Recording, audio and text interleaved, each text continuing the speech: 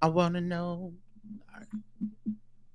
Hey, welcome to another episode of the Blackout Tips Podcast. I'm your host, Rod, joined as always by my co-host, Karen. and we are live on this Saturday morning, ready to do some podcasting.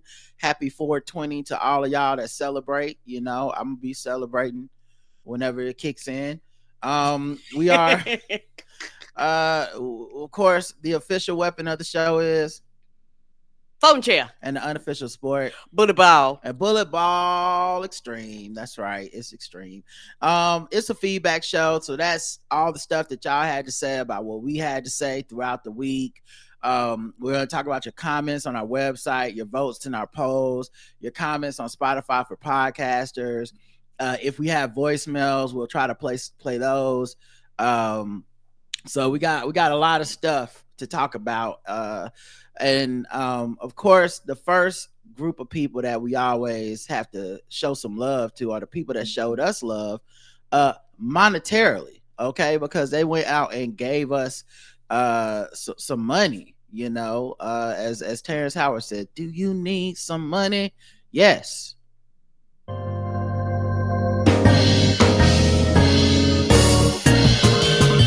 I have your attention? You are now listening to Charlotte's Own, Rod and Karen. We welcome the good folks who tied to the Black Guy Who Tips. That's right. All right. Sorry, but that's right. New day, new pay, new money. Let's talk about it. All the people that hooked us up.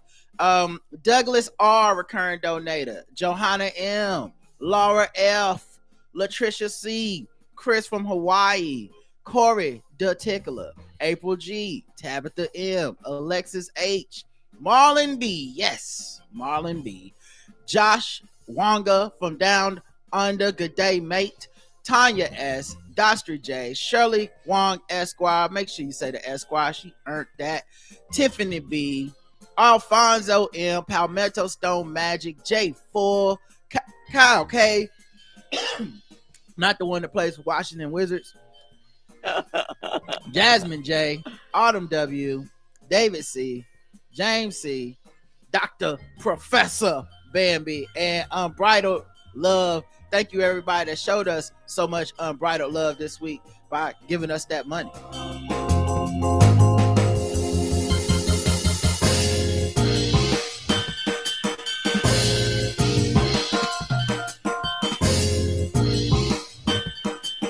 It's getting too funky on them. Okay, they're not ready for that. All right, let's talk about the people that left us 5-star reviews. We did get a couple new ones. Okay, yay. Beef is the title of this one. It's from Awkward CC, who says 5 stars. Been cackling about this beef for a week. So messy. I'm loving every second of it and was looking forward to hearing your take on it. T emoji, smiling, laughing emoji. Yeah. And there's been some new entries into it. Oh, shit now. We did talk about White Boy, you know, that we talked about that on White Boy when Rick Ross got in there. But since then, Drake last night dropped another return diss to Kendrick, and it has artificial intelligence to make Drake's verses, his first 2 verses of it, it's like kind of 3 verses. And the first 2 verses are Tupac and Snoop Dogg, who are 2 of Kendrick's, you know, idols in hip hop. You know, the Pimp a Butterfly. And Snoop Dogg, like, now why am I in it? Right. Now, the Pimp a Butterfly, of course, you know, had the poem that Kendrick took an interview that Tupac had recorded and inserted himself into it. So we know that he really looks up to Tupac. And so it's Drake using Tupac and Snoop to diss Kendrick, kinda. And to me, the problem, because a lot of people are just creeped out by the fact that it's artificial intelligence and they think it's just whack that he went and used that. But I think, once again, artificial intelligence is a catch-all term, and it does a disservice because I don't find what he did to truly be artificial intelligence. Drake rapped those verses, and then they used something to change the tone and inflection of the words to sound like those two rappers. So did somebody speak it and then they just tweaked it? I imagine Drake spoke it, and okay. then they tweaked it. Okay, but then that's not artificial intelligence. Yeah, I think you might even be able to hear it here. Hold on, let me. I might be able to a little bit the part where they start rapping.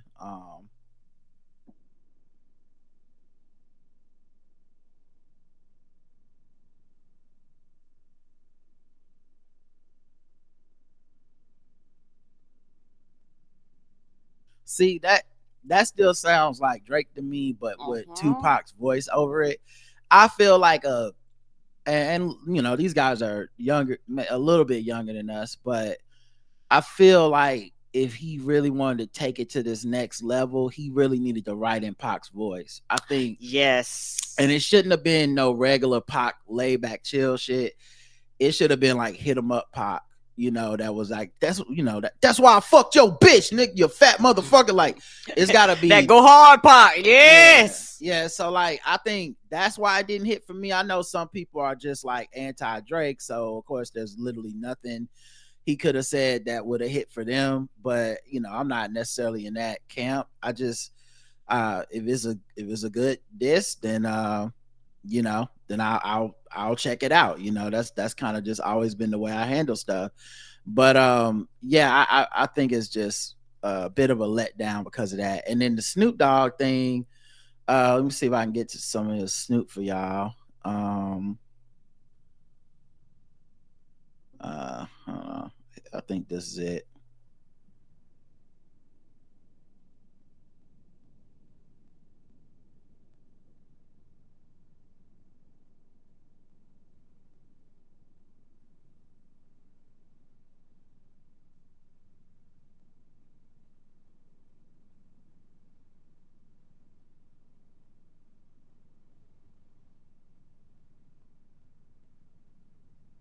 Yeah, so it was a little too laid back. And then Drake's final verse is just him begging Kendrick to respond, being like, what's taking so long in the response?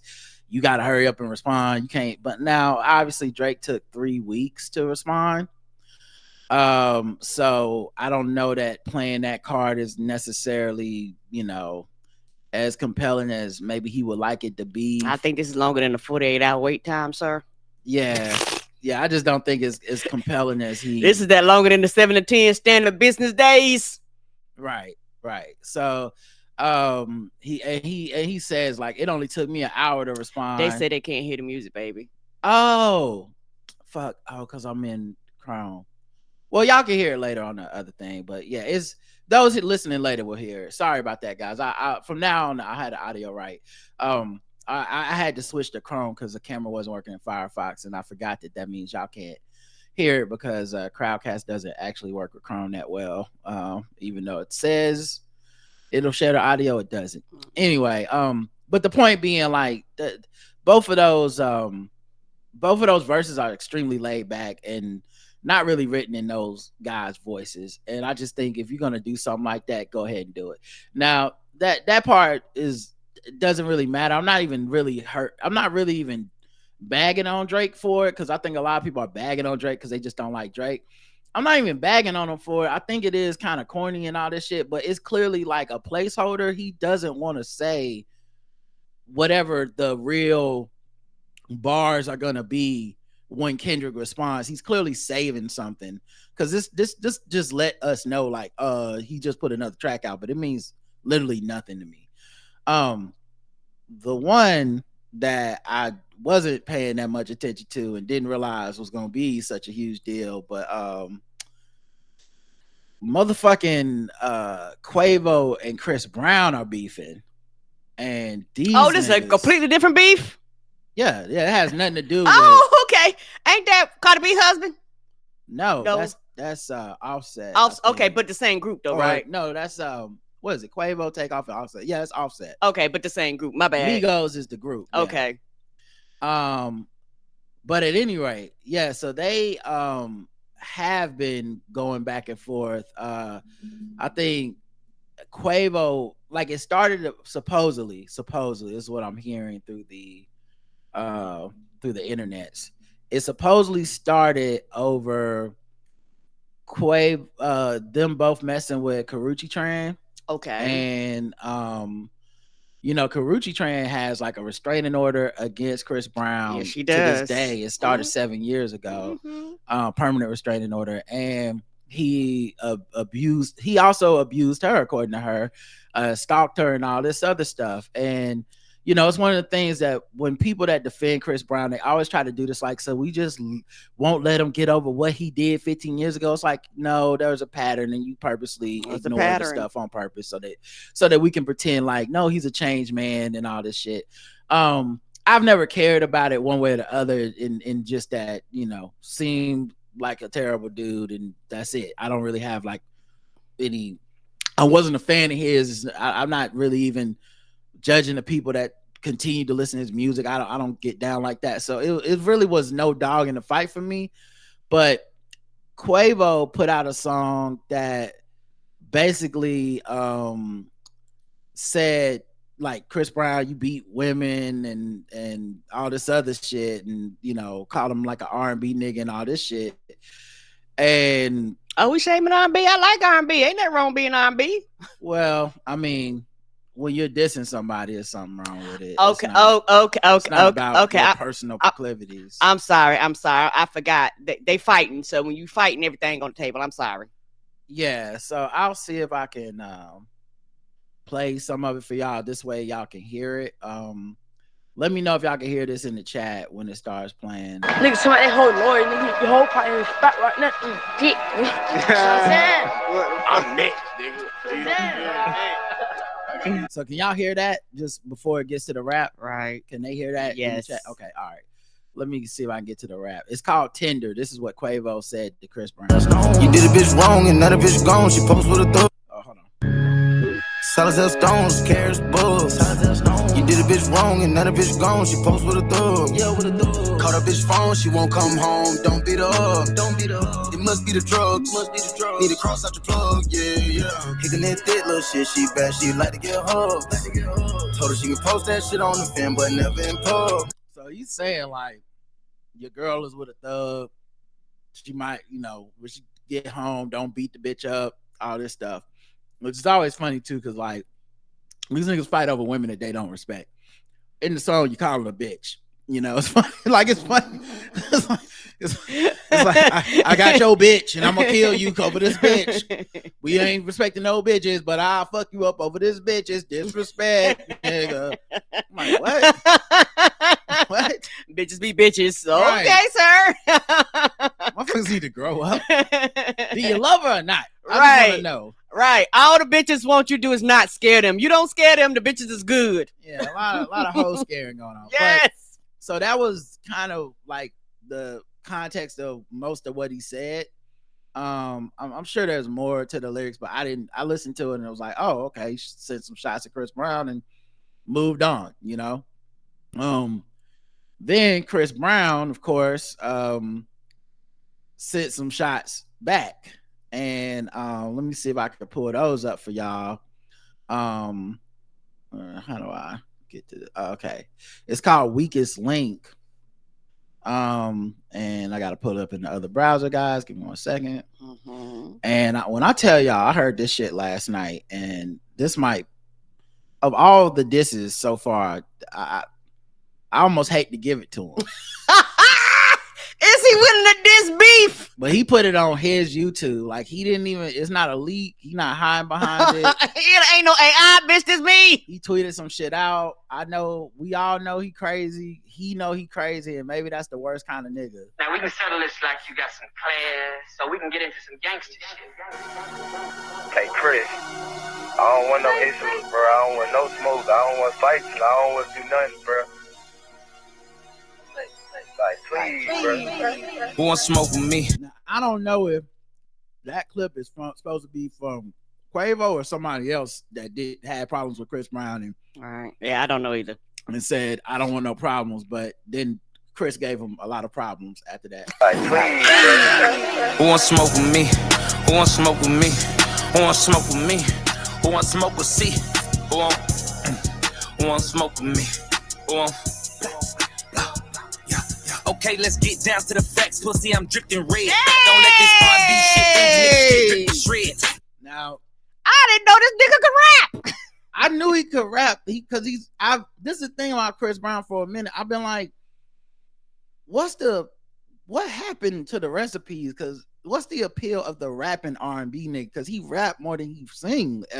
At this point, he even sing rap. Like, it's not, he don't sing right, period anymore. It hasn't for years, but people still fuck with his music. I'm not saying they shouldn't, but you know, we losing recipes. I miss begging ass niggas, and my R&B dudes used to beg. Yeah, ain't nothing wrong with begging. They used to beg. I really love you. Baby, I'm begging, baby, I'm begging, begging. Please. You know, rap and R&B used to be like you laid down your rap, meaning you weren't rhyming. You were saying stuff like, girl, you so beautiful, like the forest and the trees and the birds and the bees. It's been 2 hours since you've been gone. Yes. So yeah, now he's rapping. Now when he says dripped in red, that is like blood gang affiliation shit. Oh, so no, that's letting you know up top, like, I'm gang affiliated. It's not fitting to be no, you know, I'm not. I mean, it's the opposite of R&B. It's like, I ain't no soft nigga. Okay, let's get down to the facts. Pussy, I'm dripped in red. Don't let this R&B shit fool you niggas, get ripped to shreds. Quavo talking like he a thug, nigga, you a bitch with dread. Can't wait to see the day that you back up all of that shit you said. What's all that ball shit you talking? You ain't no huncho, nigga. You the weakest link out of your clique, let's keep it a hundo, nigga. You fuck my ex-ho, that's cool, I don't give no fuck, little nigga. Cause I fucked your ex when you was still with a bitch, I'm up, little nigga. They say. So I think he's talking about Saweetie right there. I guess she caught a stray. She's casual, you know. She's like, hey, I don't even know if they going together no more. But she's like, hey, we don't even have a relationship. The fuck is this? How I catch a stray? Also, the artwork for the thing is Quavo eating a hot dog, which is clearly some homophobic, like, you be sucking dicks. But once again, I told y'all from the jump last week, when you fighting, all rules off. If it's a beef, it's gonna traffic in all the stuff, which is why it's always funny to watch how revealing it is for woke people to get turned up for these beefs, because it really betrays all the stuff that we claim to be about, right? Because at the end of the day, that's why I never pretend to be too far out there, because at the end of the day, I can definitely be moved by some ignorance. Come on, ignorance. Yes, is undefeated. I try not to even give ignorance is undefeated. I try not to give off the illusion that I'm like so high-minded that, oh, I would never. Well, what about the nah? I've heard shit that I'm like, yeah, that's fatphobic, but that's funny, or yeah, that's homophobic, but he's spitting, or yeah, that, you know, it's not. I don't agree with it, but I just understand in the context of what they doing, like, the gloves are off, and it's not nice people don't win beefs. No, they do not. You're not gonna win it. Don't even jump in the fight if you try to be nice. Yeah, you're not gonna win it by being above the board. Revenge is sweet. Now think about that shit. Don't let that line go over your head. I might just sing about that shit. I had a feeling about that dick. There's something sweet about that shit. I got some tea about that bitch, but I ain't gonna speak about that shit. So he said revenge is sweet, Saweetie, you know. So he's clearly talking about Sweetie at this point. I ain't playing chess with a checker player. I'm a ticking bomb on a detonator. I shit on niggas, I'm a defecator. I put Amigo on a ventilator. Stop talking about beating girls. You was beating bitches on the elevator. We seen the taste, that's devastating. You doing bad. Now,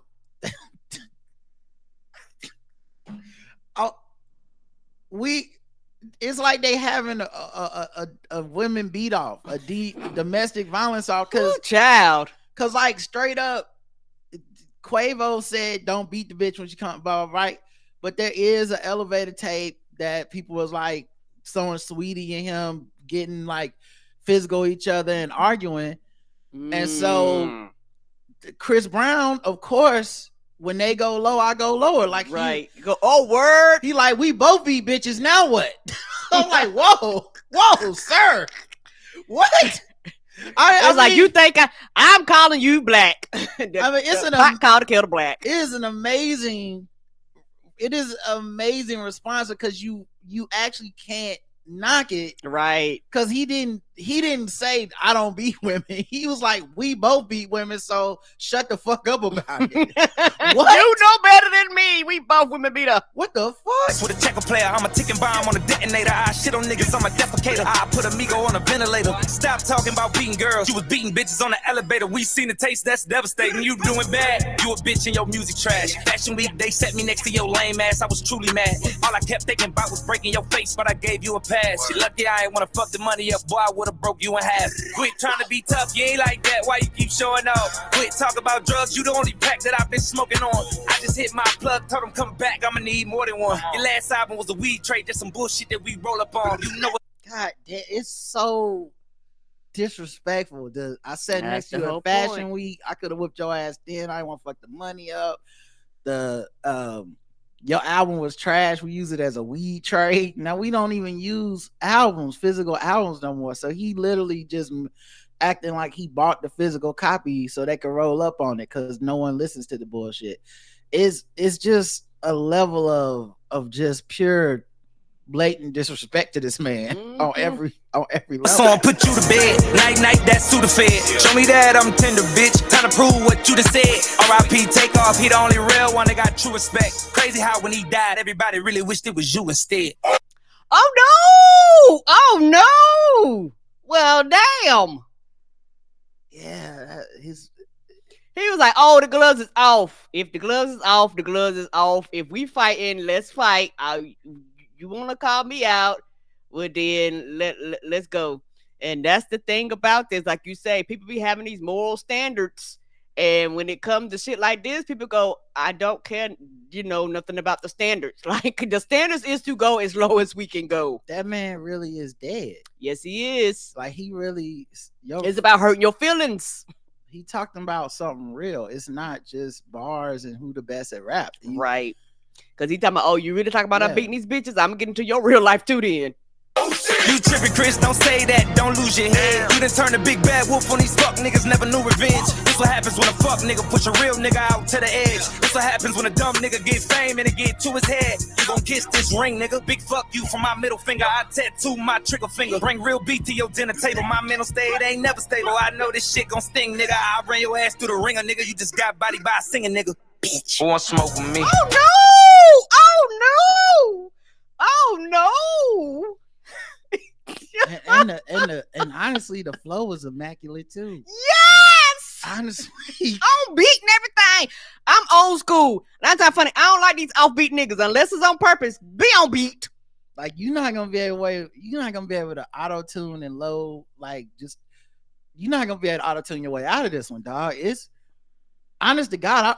The first thing I thought after I heard this song was, I'm so glad the Source Awards do not exist anymore. Oh no, yeah. They had to shut it down, dog. They was like, nah, y'all be having too much shit for us to be in. No more flying chairs. Like you have to shoot him. Like that's just on site. I didn't make the rules, but I don't want this to happen, but you have to shoot this man. That's not like there's no rap in the world you can say. I just want to apologize to Jermaine Cole. Okay, listen, brother, I was wrong. I don't know what I thought. I thought it was different. Okay, it is clearly not different. Clearly, this shit is real as fuck, and the kind of shenanigans that are escalating every round of this. Like we didn't even have these dudes on the ballot. They were on the program fly. They wasn't even an undercard. You know what? This is just two niggas that was in the front row that started fighting in the middle of the boxing round. Yes! We like, what the fuck happened over there? The main people stopped fighting and started looking at them. Well, you know what? I'm like, J. Cole was like to say Magneto was right. That's what I just said. Cole, I need to hold up a sign. I'm sorry, J. Cole. You was right. Get out of it. I apologize, bro. J. Cole was like, I don't want none of this shit. I'm going over here minding my business. J. Cole was like, y'all got it.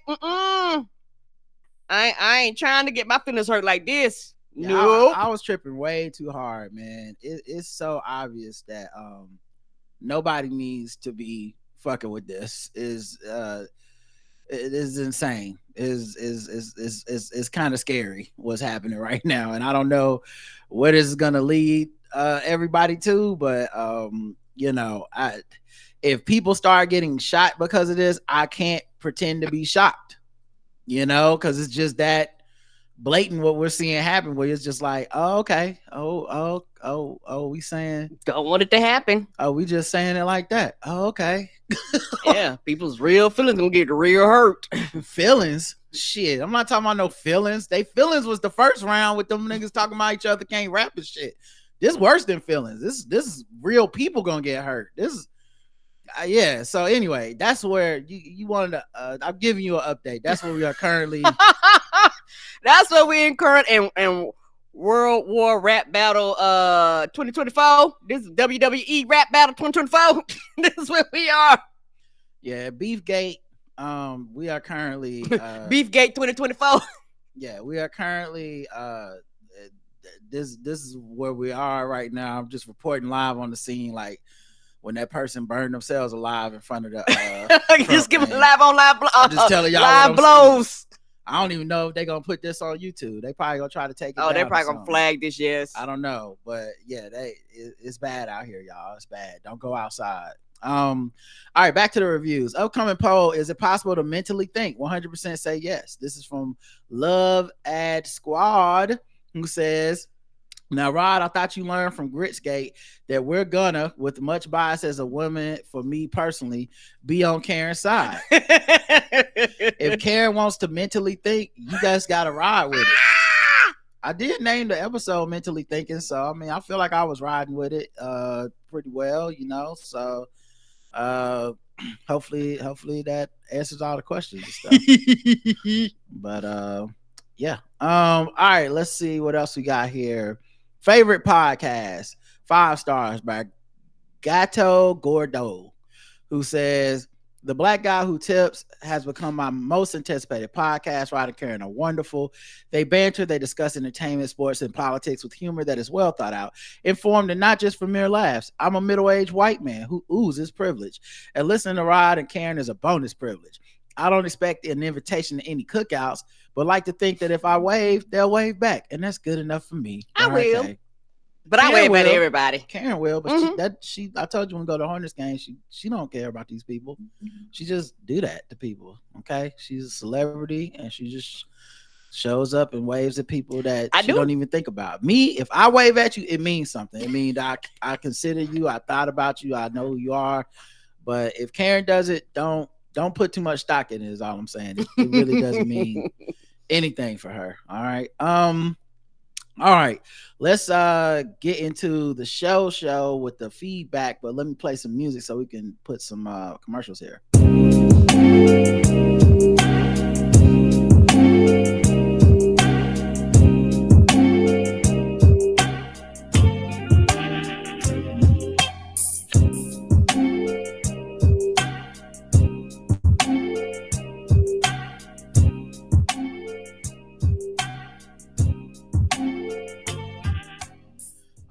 The name of that one is Sunburst. I like that beat. All right, let's get into feedback for these episodes. The first episode was 2885. If it rhymes, it's true. It was the feedback episode we did on a Monday. We got 4 comments. The first 3 are from Appia. Appia says, I like Beyonce the same amount as Taylor Swift. Not having to hate everything is a gift. Oh, you meant for that to rhyme? Appia again writes the first comment. Soon it will be on. I'm clicking send. I mean, that kind of all rhymed. And then she keeps going. It's still rhyming. I guess she's doing this on purpose. The next one says, I wonder if the drunk girl will ever say something to you, or if it's embarrassing for her if that's what she thinks is true. And then she wrote another comment. I agree with Rod about the cereal, man. Eat more cereal is a solution to every problem. So she clearly is trying to, it's not good rhyme, but they're on purpose. It's his job. He is Mr. Cereal. He loves this shit. It's his material.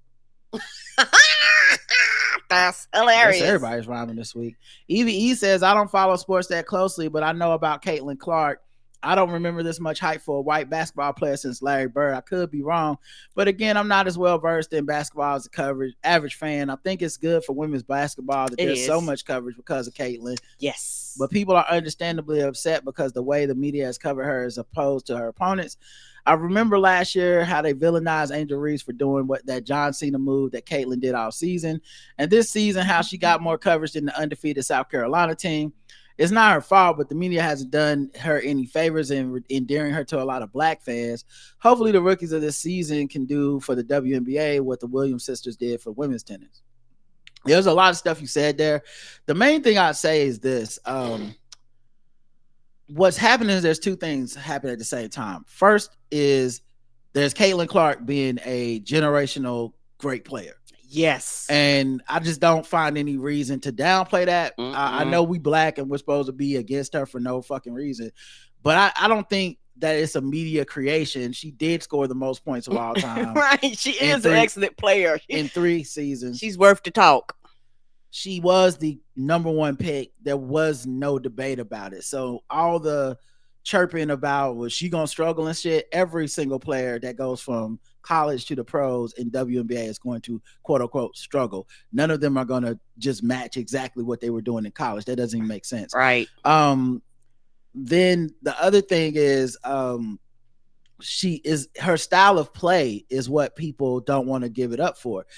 A lot of these other players are really good, if to some extent even better, where they're giving it to you on the defensive end. They've been pro for a certain amount of years. They've been putting up numbers. No one's saying Aja Wilson isn't a better WNBA player right now than Caitlin Clark. I don't think that's a controversial thing to think, but the problem that no one wants to talk about is the same reason that Steph Curry for many years, I would say, was not better than LeBron James, even when his teams beat LeBron James. We were like, LeBron is the best player in the NBA, right? Right. For a lot of that.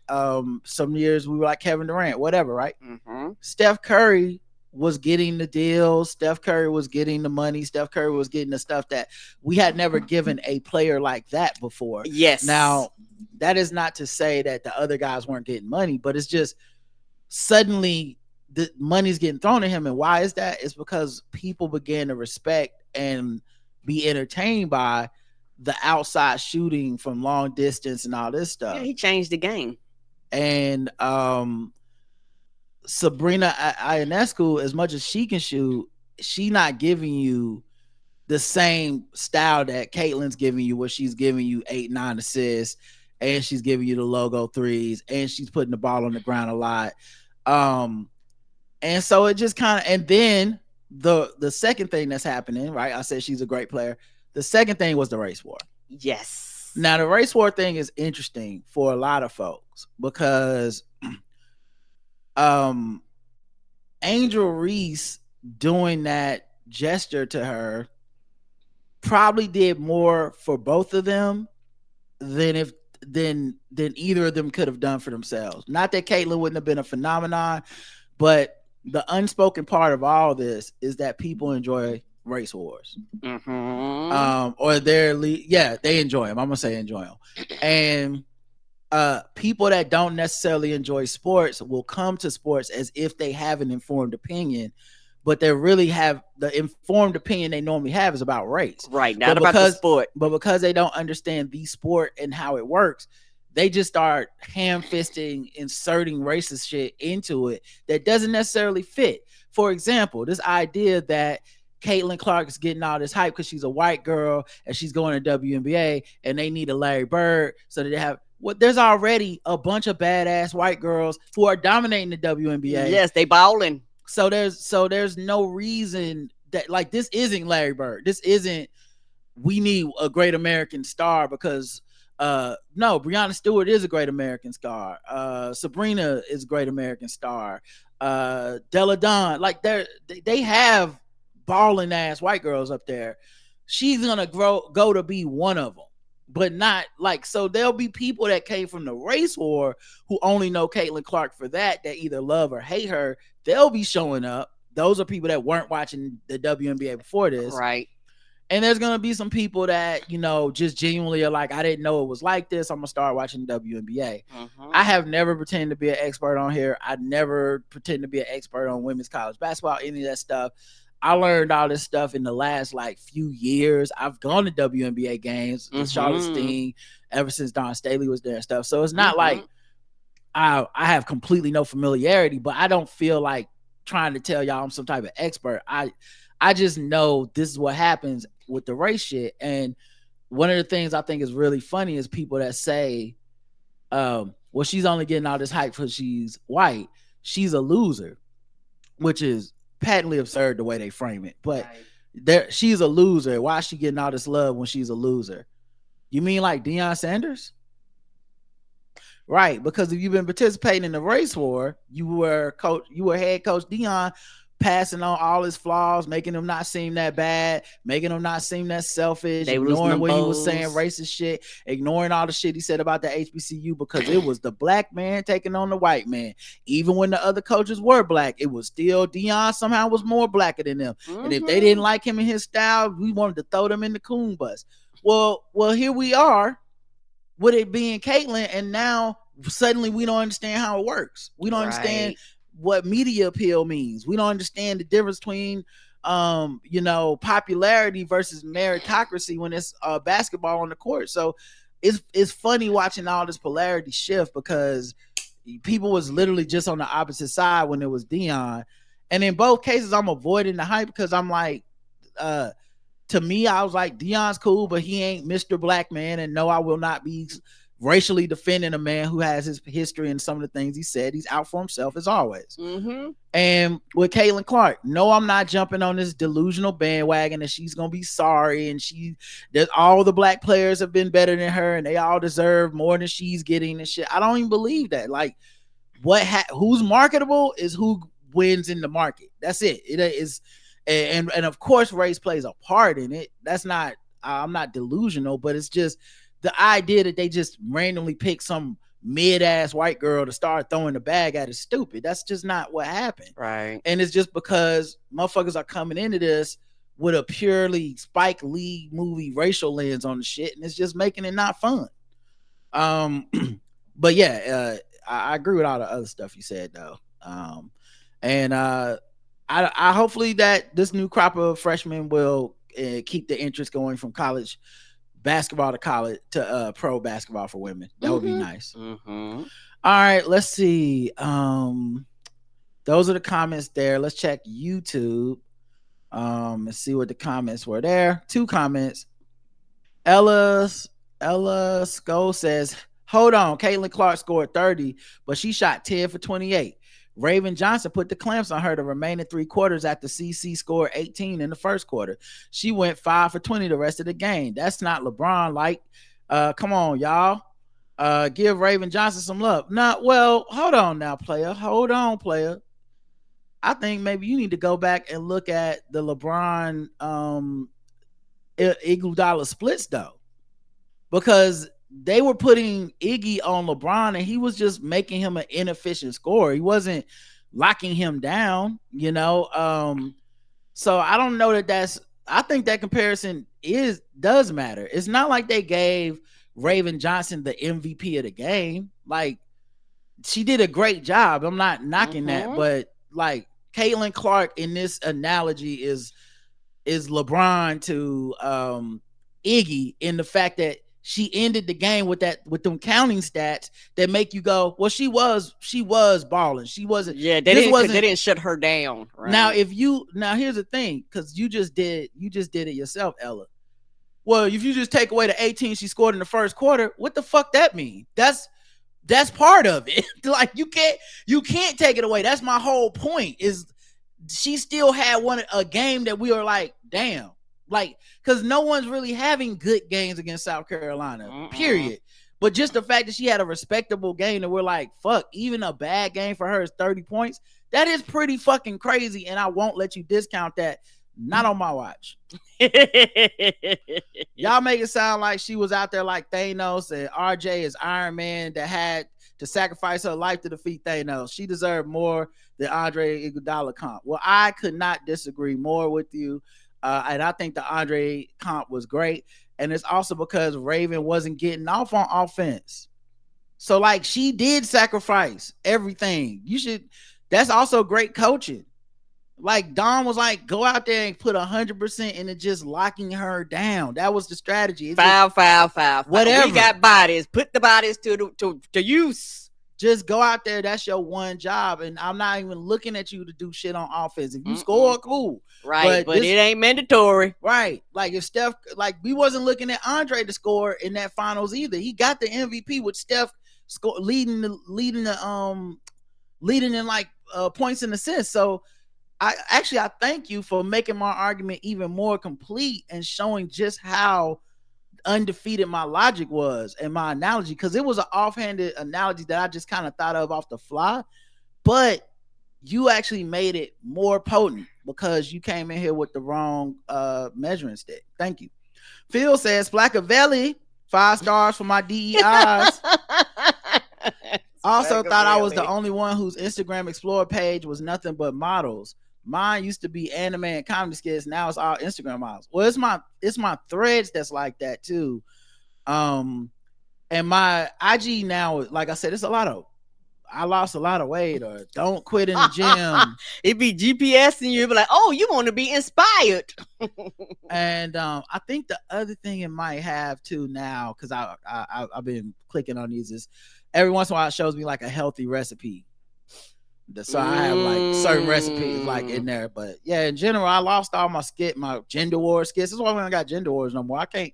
It used to show me y'all fighting every day. Now look at it. The poll: did you watch the women's college basketball championship? 54% of our audience did. 46% did not. Mm-hmm.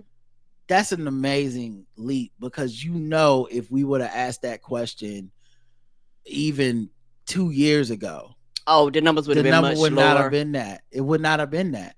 And then on Spotify, it's 40% yes, 60% no. But still, once again, I guarantee that number has jumped tremendously. Mm-hmm. Lastly, the Q&A, lighthearted, funny, and exudes compassion.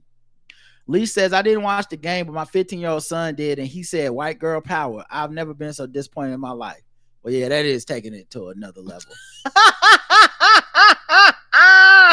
Because that's not even Caitlin Clark. That's all the girls on the team except for the center, if you say white girl power. Mm-hmm. Alicia says, with the animated Good Times, I saw that Yvette Nicole Brown is listed in the cast. Is she in it? It can't be too bad. Y&B don't play when it comes to black people.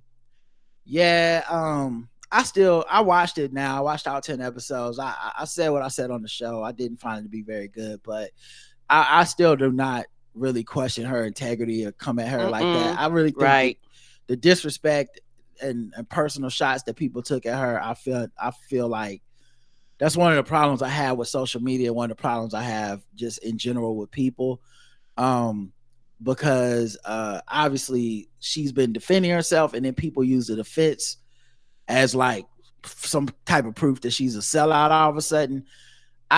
There are people that literally wake up in the morning, smile, eat their breakfast, and say, I can't wait to piss everybody off by selling out black folks. Yep. And she ain't one of them. No. And this show is a lot more than just her. It takes a lot. It's a collaboration. Yeah. It takes a lot to make a show, and it takes a lot to make a show that has animation. So I feel more bad for her for having her integrity questioned, but once again, as I tell my friends when they text me about some shit that they seen on Twitter, if I was her friend, I'd probably be like, sit it out, just don't, because you can never beat the charges, because these motherfuckers will never ever back off of you, and they're just gonna keep escalating because you're responding. Mm-hmm. Doug says, I think the original Good Times was on the heavy side also, never really looked at it as a comedy. I feel the same way about Rock. The best example of poor / comedy I could think of is Shameless. Good Times was on the heavy side, but I think you're wrong to say it wasn't a comedy. It was always looked at as a comedy. I believe it even had a laugh track, if I'm not mistaken. It did, if I'm not mistaken. Because it was at Dynamite! Wade, and everybody go crazy. So it was a comedy. Let's not take anything away from it. Was it a darker, heavier comedy than some? Maybe. You also skipped over it. Was, lived at the junk shop basically, but yeah, it was.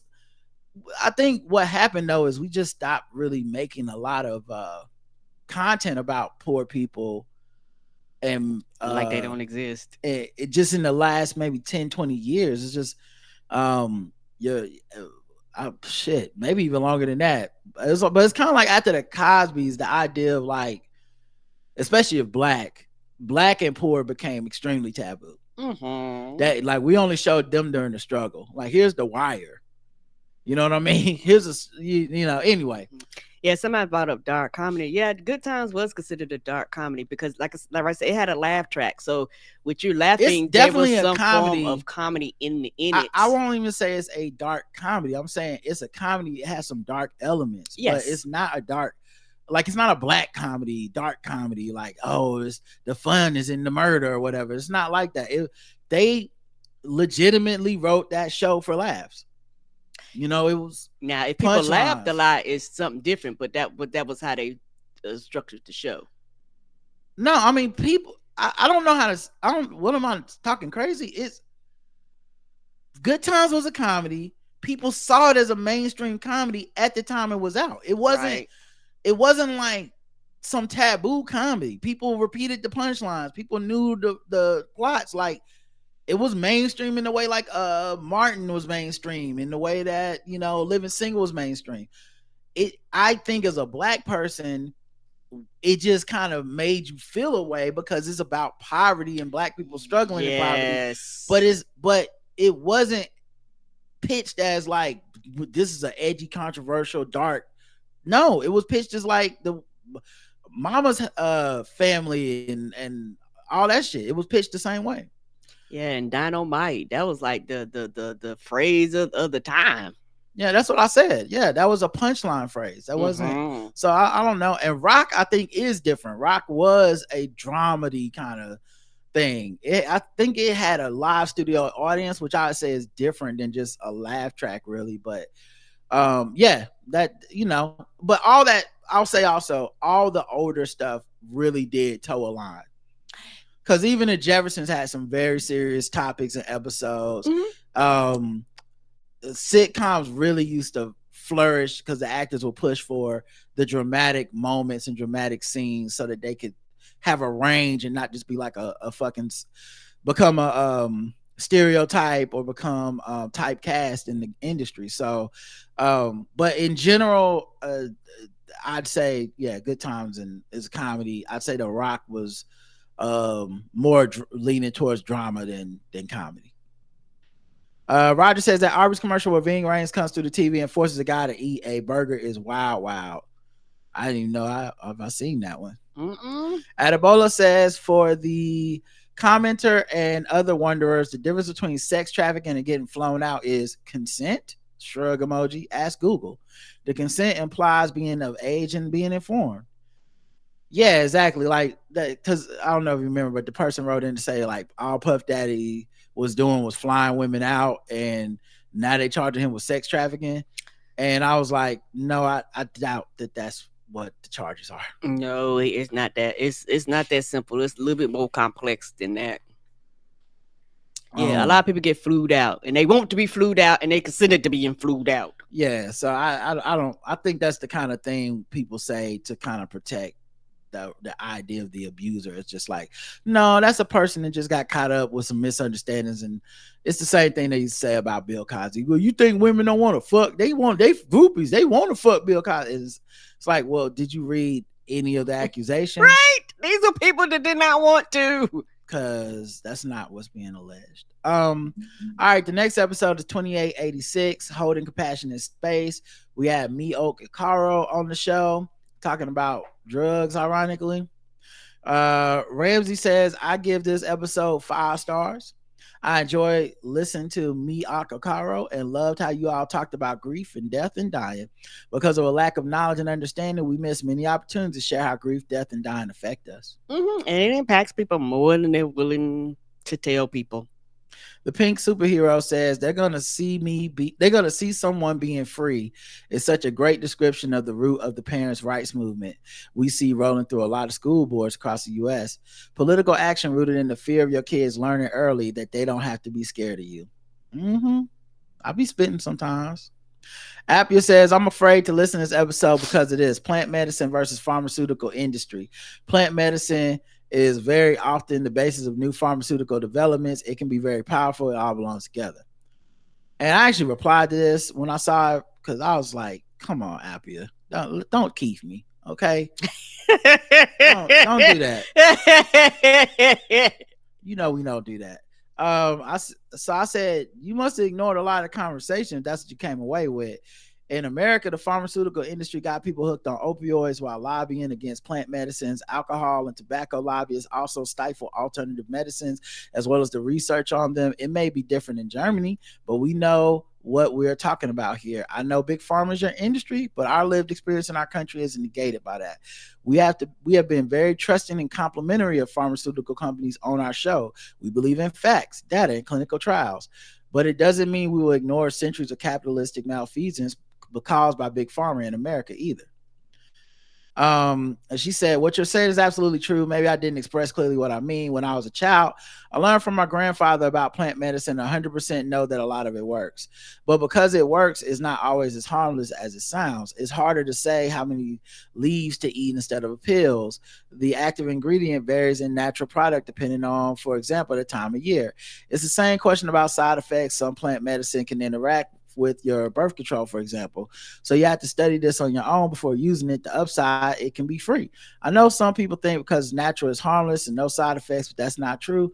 Or same like me with pharma drugs, you can't take it because of an existing health condition.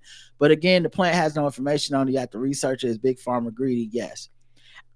Yeah, go ahead, Karen. And I guess my thing is this. Talk to her. Also, during the course of the conversation, Mia brought up the fact that a lot of these medications are based off of plants, and why is there such a low percentage of actually studies done on it? Because big pharma, if they wanted to, they could invest and do the stuff that you're talking about. They could find out how does it affect your birth control. They could do controlled studies, like they could do that, but they don't. A lot of times they opt not to invest in that form, because like you say, a lot of the stuff that they do have is based off of a very small percentage of plants. So it's like, if it benefited them, they would go find all these plants and do all this work for the general public, but they don't. And it's the reason why, but I can't speak where you are, but in America, it's the reason why they don't, because it doesn't benefit them, to do it. So they won't financially do it. If they did, we would have more natural medicines and things like this if it benefited them in some form of a way. Yeah, all I'm gonna say is I'm not trying to get in an argument with you. And if you just want to disagree, just to disagree, feel free. But none of that stuff you're talking about is stuff we said in the show. I don't know if it's just stuff you was afraid we were going to say, but we weren't saying stuff like, yeah, just eat a couple leaves. We don't care. That's not what the show is about. We talked about ayahuasca, and I think you call it plant medicine so that you don't want to call it drugs and all this other stereotypes. But we talked about that more than anything. We didn't really we weren't in here saying like just eat some garlic and shit, We don't do an irresponsible podcast like that. And we're not saying all plants are safe. So you brought that talking point into there. We're not saying they don't have side effects. You brought that shit up. I don't know. This feels like you didn't listen to the episode, or you just didn't give a fuck what we were going to say, what we actually said on the episode. Because I just don't think we said anything about anything being harmless or not having side effects. We said big pharma medicine isn't always perfect either, which it isn't. And in in America, at least, the history of what the medical industry has done to Black people here, and the way that they treat us within it, I'll never feel bad about saying, it's okay to imagine outside of that system, because it's not always good for us, where they don't believe our pain. and where the maternal birth rates are hugely disparate, where they literally are still unwriting the medical books that just believe stuff like our muscles are stronger and our hearts beat different and shit like that. Like is so yeah, I don't know that we're talking about the same things because I don't think we said any of this stuff about safety. Yeah, because the thing is, like Roger said, we do believe in science, we do believe in facts, we do believe in medicine. I also do believe these things can also coexist in the same world. And I know that for some people, like what Roger was saying, some people actually go look into alternative stuff because traditional medicine, particularly in America, may not be working for them. Like me, Oak say, who wants to be on 30 pills? And a lot of times the pill is for a pill for a side effect of something else that you're taking, and yes, you want to be safe, and yes, you want to be smart, and you do need to, consult and talk with your doctor about things too. But these things can coexist at the same time. For me, it's not a quote unquote debate. All right. Back to this. Shoe Booty says we live in a country where grief is profane. We sanitize it, hide it, compartmentalize it, and move on. But that takes a toll on us. No one knows how to grieve, and the traditions we currently have in place aren't serving us. Employers say that they are there for you and let us know if you need anything, but it's hollow. There's no understanding of grace afforded to me there was no understanding of grace afforded to me when I was still not my best self 3 months after losing my mother-in-law. The toll it takes on your spirit when you're desperately trying to stay normal in a really abnormal situation is a long haul trauma. Yes, it is. And at the end of the day, it's sad, but most people who aren't going through the grief on the average don't care. And for a lot of people, they want you to get back to normal because getting back to normal makes them not think about their own mortality or whatever else that they're going through. So a lot of times people tell you to get over it. You ain't well yet. Ain't you back to normal yet? Because they want to rush you through the process because for a lot of them, they've been rushed through the process. Because the thing is, with some of these things, I've talked to people that have lost their mothers like 50, 60 years ago. And when you talk to some of them, they respond like it just happened yesterday. So these things can impact you for the rest of your life. It might not impact you as much as it did when it immediately happened, but particularly for some people who actually mean something to you and hold a big place or a heavy place in your heart, you don't just shake that shit off and move on and keep going because society says so. Let's see. I think those are the comments on the website. Here's a comment. Oh, and just on YouTube, we got one comment. Great discussion. The poll: have you ever tried ayahuasca? 3% yes, 97% no on our website, and on Spotify, same percentage. Damn, exact same percentage. And the quote of the show was: parents belong to their children. Can Nicole says, been an orphan since 23. It's a special club where no one really wants to be a member, and people who aren't a part of the club don't get it until they're in it, even if the relationship was trash. Agreed. Yeah, it's a club you don't want to be a part of, and yeah, most people, they don't understand. Regardless of the relationship with your parents, good, bad, or indifferent, you only have one. So you're going to feel a way regardless. Even if it's anger, you're still going to quote unquote feel a way about this person no longer being here and existing. And Alicia says, I love that idea. It actually makes more sense. Thank you. I'll be spitting sometimes. All right, that's it for those first 2 episodes. Let's go to the 3rd episode of the week. I think we actually did 5 this week. Shit now.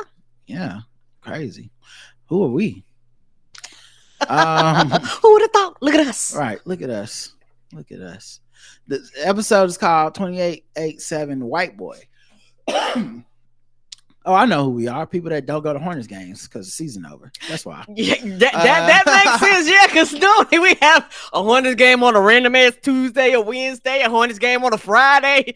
Child, I had to cancel all my plans. I was like, I'm not doing shit. I'm gonna get my hair done. I got my hair done in a month. No. Abby says, I'm all about investing in experiences. One more upside, you don't have to organize them in your house in contrast to more stuff. We just were in a yoga retreat and the mantra singing will stay with me as an earworm for a long time if I want it or not. Gate, paragate.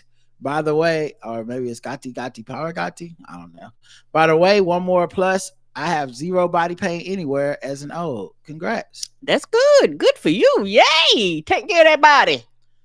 Julian says, I bet you didn't lose weight because you've also been working out and building muscle, and that can play tricks on you while you're still making progress to your goals. The scale could be misleading.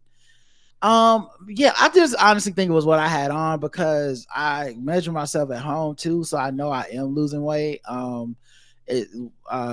try not to get too hung up on that part of it because I feel like there's gonna be it does go up and down. But I just know that since the last time I've been to the doctor, it's definitely down. So it was just weird that she was like, oh yeah, it's about the same. I'm like, how? But it's cool. It's fine. And yeah, you're right. I could be losing more weight, but I'm not starving myself, and I am gaining muscle. So I think if my goal was to lose weight and like that was just it, then I probably would be, trying to always be in like a super calorie deficit and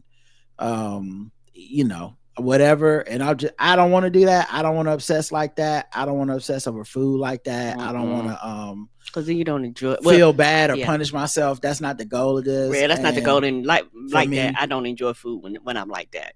Yeah, it's not the goal for me. I want to have a understanding of what I put in my body and like a healthy relationship with food. But it's just so I don't like, I wasn't like upset. I just was like, that's interesting that it's about the same. But then I'm thinking I probably had more clothes on because it's not like you don't even take your shoes off when you go in there.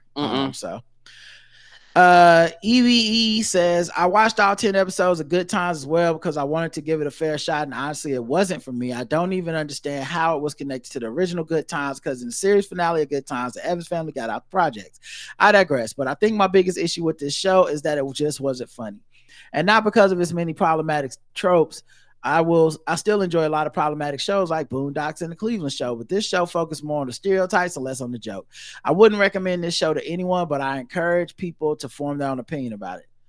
Yeah, I mean, me and you finally, EVE, see eye to eye on something. We're in the same boat on this one. And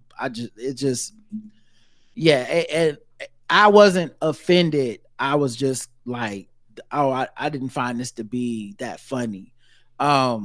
And if you are offended at the trailer, there was nothing in that show that wouldn't have offended you as well. So right. It just, I don't know who the show's even for. Like, it's a very weird, I wonder about the decision making of that whole thing. I think the rap beef is pretty interesting because a few weeks ago, Meg Thee Stallion referenced Drake's plastic surgery as well, and basically told all the rappers Dick riding Tory Lanez to do a conjugal visit, and Drake was definitely one of them. And Drake's response to her was to post an IG story that said "Free Tory Lanez," which proved her point. So that's an L in my opinion. So Meg is winning the rap beef because he hasn't said anything about her since. I agree. Meg's role in this is interesting because Meg is the reason people are saying BBL Drizzy. Meg is the one that really talked about him being fake ass gangster and all this type shit, and he never responded to her, not in the rap form.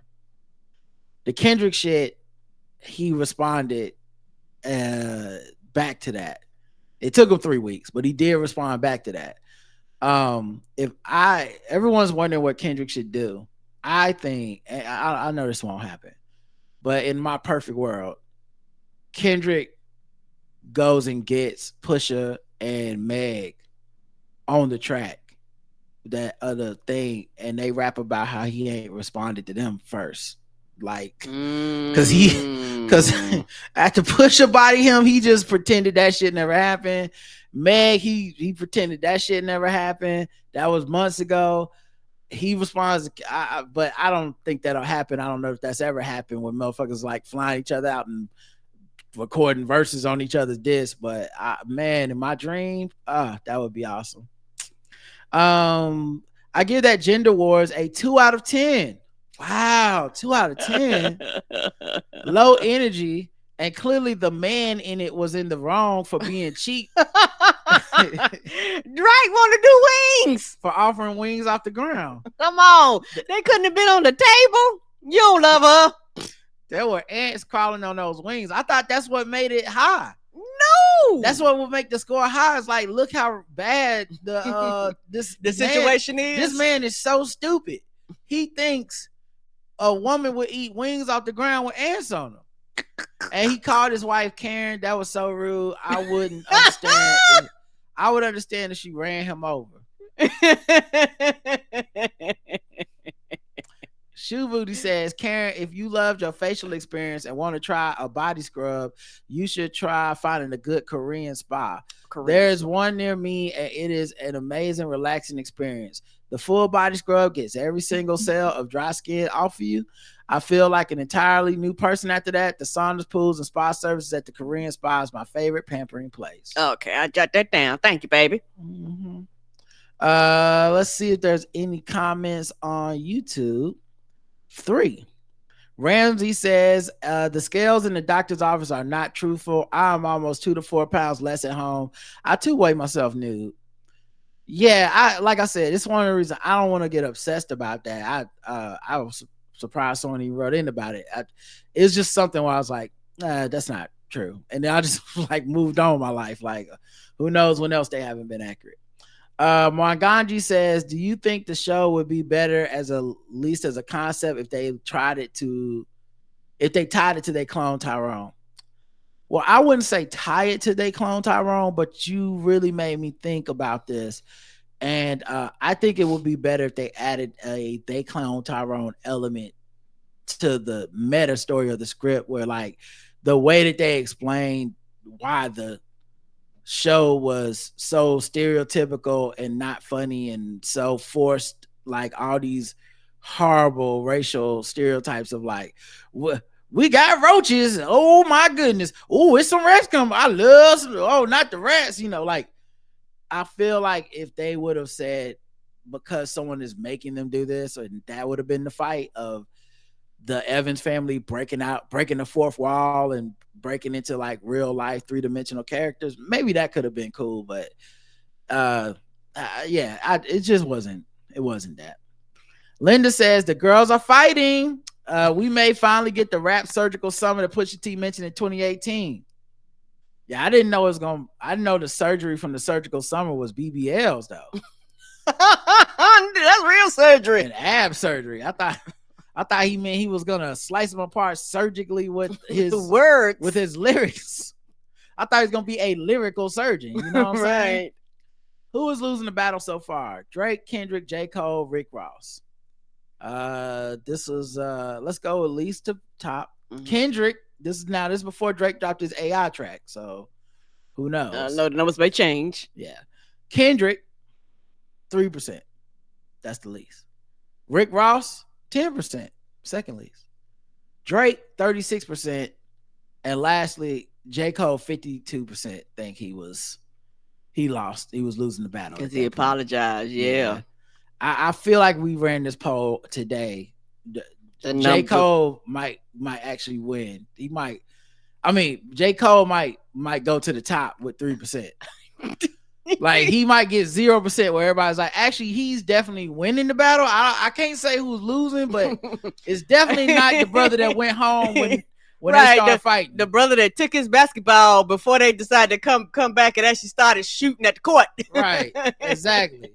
All this man heard was tear the club up, and he knew it was time to go home. Mm-mm. And I apologize to him. I feel I was wrong. I don't know what I was thinking, J. Cole. On the website. Yeah, he heard. I ain't never scared. Well, I am. Give me my ball. It's time to go home. Right. Fireworks. What the hell? On Spotify. The poll is who's losing the battle so far. Lois, Kendrick, 6%. Rick Ross, 10%. Drake, only 27%. 28%, which is good. Like that's because Spotify is what people that listen to Drake gonna be. Think about it. It's music. And J. Cole, 57%. Oh my God, Jermaine. Q&A. I know you got your Dockers on with no underwear, white boy. I really want to know the outtakes. Oh no, I I scream every time I hear that. That's hilarious. I want to know the outtakes. What did they cut out of the track? What did they cut out? Because I know he had a bunch of other. I know you smelling like dog in there after the shower, white boy. I know they was like, nah, we can't go with that one. Let's do the Docker one. I know you riding around with your bare feet on the dashboard, white boy. I know you in the back of a pickup truck sucking down a natty ice. Lord. What did he leave out? I know you sing Sweet Carolina, white boy. I'm sorry, Sweet Caroline. Right. I know it's gotta be some wild shit that Rick said. Because to get down to Dockers with no draws on is some real, like, you punched that up to infinite times before you landed on that. I want to see what they cut out of there. I know you ain't washing your legs. I know. I know you sing regular happy birthday and not Stevie Wonder happy birthday. I know you eat them hard seltzers, white boy. I know you pay for water. Stop drinking that liquid death, nigga. That's just tap water. Gross. I know you don't know how to play spades, white boy. Stop trying to get us to play hearts. We know you can play spades, white boy. That's the shit he be saying. Stop telling me to cut the malarkey, white boy. We don't talk like that. We know you don't have rags at your house, white boy. Right. We know you just use a bar of soap, nigga. We know you ain't got no shea butter, white boy. He probably be specific to Canada. We know you trying to call that bacon ham, but that's just some regular. That's just some regular. You eat that circle bacon, white boy. That's just some regular ass ham, nigga. That's Ross.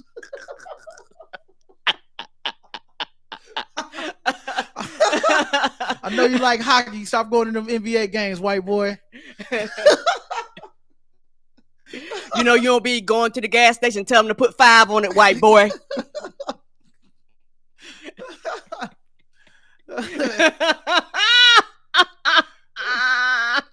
We know you prefer that sweet potato pie Thanksgiving. Well, we know you prefer that pumpkin pie Thanksgiving, white boy, with next to the casserole. Bro. We know you don't be running in and out your white grandma house, white boy.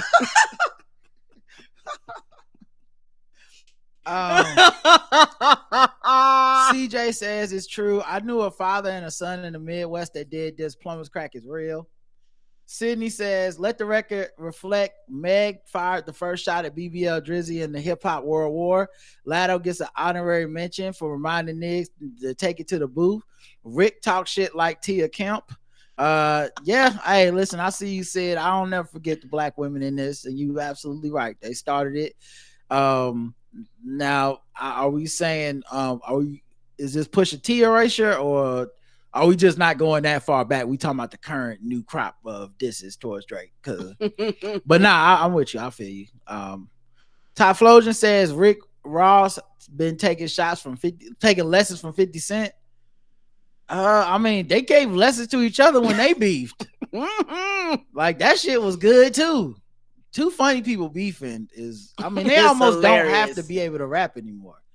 Not, I love that they can rap, but I mean, shit, 50 realized 10 years ago, you don't got to be able to rap right now. You could just be on Instagram talking shit. I don't funny, yeah. 50 don't even be putting albums out. What's the point? The whiteiest of tidies, says Chris. Roger says, when you actually listen to it, This Is America is a top tier Drake diss. Oh, okay. Well, I haven't heard that angle before. I have to go back. You know, I love This Is America. Oh, that's my jam. So I have to go back and. You know, you eat raisins in your potato salad, white boy. All right, let's play some music so we can get some money, everybody. We'll be right back. Another Psycho Music remix.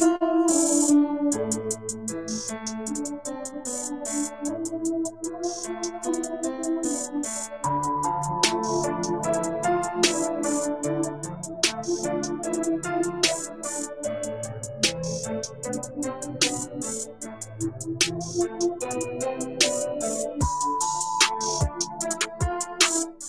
that was a good one. That's a Millie remix. Psycho music. All right, so let's get back to the show. 2888 mentally thinking. That's me. We got 5 comments. Harry Godzilla says, have been standing to pee potty training, had a big bird training potty, and then stood until I was tall enough to use the big potty. Okay. I thought about going through the process. Yeah, this one got a lot more responses than I thought it would. Evie. When my mom ran a daycare, I helped her potty train the kids, and we have little boys sit down on the potty because they had the cup attachment so their little wee-wees wouldn't go flying everywhere.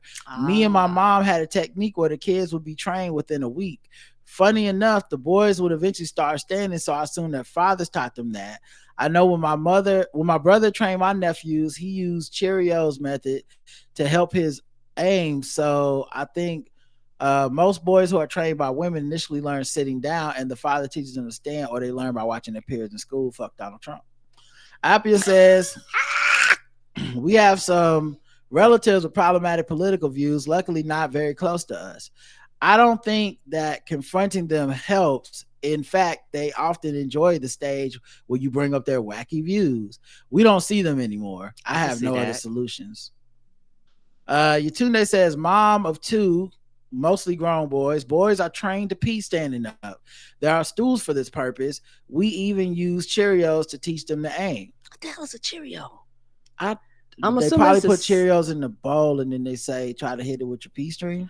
Oh, okay. I don't know. I'm guessing. Right. I was like, is it cereal involved? Is there something called Cheerio? Okay, never mind. Maybe put a Cheerio. Maybe put some Cheerios in front of it. If you aim straight. But here's the thing, Yatunde, and everyone else that's gonna write in eventually later. So I went ahead and Googled it because I said I'm not crazy. I'm not making this up. And even Google, the first thing is boys learn to pee sitting down until like later when some parents will teach, that's when you teach a kid to stand in America. But as I thought from the beginning, I'm pretty sure all the babies have to learn to pee sitting down because they can barely fucking walk. Like most of them would tip over. You teach them the easiest thing to do, and then at some point it's like, okay, cool, we got that. Now here's how you do it standing up. Now we get something more complex. It's so obvious that I'm right. I don't even know how else to describe being right. I'm so right. Unless you're just completely skipping a stage with the boys where they could be learning to pee sitting down, and y'all like, nah, fuck that. I'm not. This motherfucker's peeing in his pampers until he can stand. Like, no, don't do that. Yeah, don't unless that's what you're doing. I mean, maybe that's what y'all are doing. Maybe that's the soft bigotry of boys is they gotta pee on themselves for a few more months because nobody thinks they can pee sitting down. We don't want them to be soft. But yeah, I looked it up and it said, yeah, you teach them sitting down, and then sometimes somebody will teach them to stand up. Because I feel like that's just an extra level. It's harder to do it standing up, especially when you're a baby and pee and poop. Is it really? Y'all sure? Is it really any difference to the baby? Are you really sure you want to take that risk? No, you sit down and maybe you got to do both. Yeah. You don't get a 2 for 1. We're not doing this. You standing up and it's coming out the other end. Nope. Don't go for extra credit. Nope. Not until you master the simple shit. No, thank you. Mike says Tyler Perry is undeniable. I was a hater at first, but he won me over. My mom loved him. My aunts love him. Every girl I dated loved him, and my wife loves him. By the way, all of them are black. LOL. Oh, you didn't have to say, brother. Mike, I think we understood. You had us at love Tyler Perry, okay? I'm not saying there's no white women that love Tyler Perry. I'm just saying I ain't met him. I ain't met him either. And if they is, they go to a black church. Okay? You know they do. They ain't nobody at the Catholic church like that love Tyler Perry. They're at the non-denominationals. They're at the AME Zion. His BET shows are well put together. My wife is up to date in all of them, and often I find myself on the couch with her, getting caught up on some scandalous storyline, asking questions and getting invested. I don't know how he does it, but Tyler knows how to grab your attention. Even the stuff that's laughable grabs me to the point where at least I want to stick around and see how it plays out. I'm with you, Mike. Yeah, nothing wrong with that. Let's see. Comments on the YouTube on Mentally Thinking. No comments on this one. The poll. Penis havers only. How do you pee? Sitting down everywhere, sitting down only at home, standing all the time. 4.4% said sitting down everywhere. 50% said sitting down only at home. And 45% said standing all the time. And I'm more of a sit down only at home. I'll stand anywhere else. I don't trust the rest of y'all. You don't trust the rest of them toilets. I don't trust the rest of men to not pee everywhere. Yes. Yeah, that's why you have to scrub the fucking toilet down because it smells like piss when you have people with penises in your house. The poll results are almost the same. Pretty much the same for Spotify. Q&A. When the boobs come out, a scam is afoot. And Mr. Span says Republicans watch WrestleMania 2 for The Rock. Yes, they do. Michelle says, remember when stock photos were boring and bland? Now they're diverse. When with AI, they can be designed to whatever the brand wants. Know that. James says an update that Bible hitting Walgreens customer Peter Owens was arrested again 2 days later for stealing a pair of men's shoes and a box of cheeses from Walmart. So much for thou shalt not steal, right? Oof. Well, what did he hit her with? Maybe he stole that Bible. Maybe he's not a Bible thumper at all. Maybe when he say Bible thumper, he mean thump your ass upside the head with that Bible. Hit you with the word. He really mean hit you with the word. Right. What you gonna do about this? The Bible. What you gonna do about this right here? What you gonna do about the Bible, homeboy? Are you gonna call this a bigot? Are you going to call this dangerous? Well, if you do call this and me dangerous, yes, sir, we are dangerous. What happened to him? I remember that clip. What happened to him? I have no idea what happened to that man. Is he still with us? I don't know. Is he? Has this deity taken him down to hell yet? I have no idea. That man was a lot. Sam says, because titties ain't free, may cost you a little bit, may cost you a lot, but they'll cost. That's true. Lisa says, regardless of whether little boys stand or sit, it is guaranteed that the pee will not make it in the toilet. That's hilarious. That's horrible. What are y'all just washing them with raincoats? What are y'all doing? Take them outside and shoot them with water hose. I already learned my lesson just changing a diaper. It's like, yo, them things, child, they don't know. I am not mature. The first time I seen somebody change a diaper with a little boy and that baby peed in their face, I was like, what is this? Yeah, I be going in there like, fuck, I can't even think of the name of the movie. The movie about the dude that worked on the bomb squad in Iraq. I be going in there, Hurt Locker. I be going in there like Hurt Locker, like diffusing a fucking bomb. You only get one time to pee on me for free. Okay. After that, there's no trust. I be wearing a rain jacket. And it was hilarious. I laughed at that person. I am not mature. Garlic Jr. says, or is the scam a tit? I'll see myself out now. That's good, Garlic Jr. Good job. We love to see the influence of our show on you. Okay. All right. That's it for that episode. Let's go to the last episode of the week. 2889 Betty Cracker Scholarship.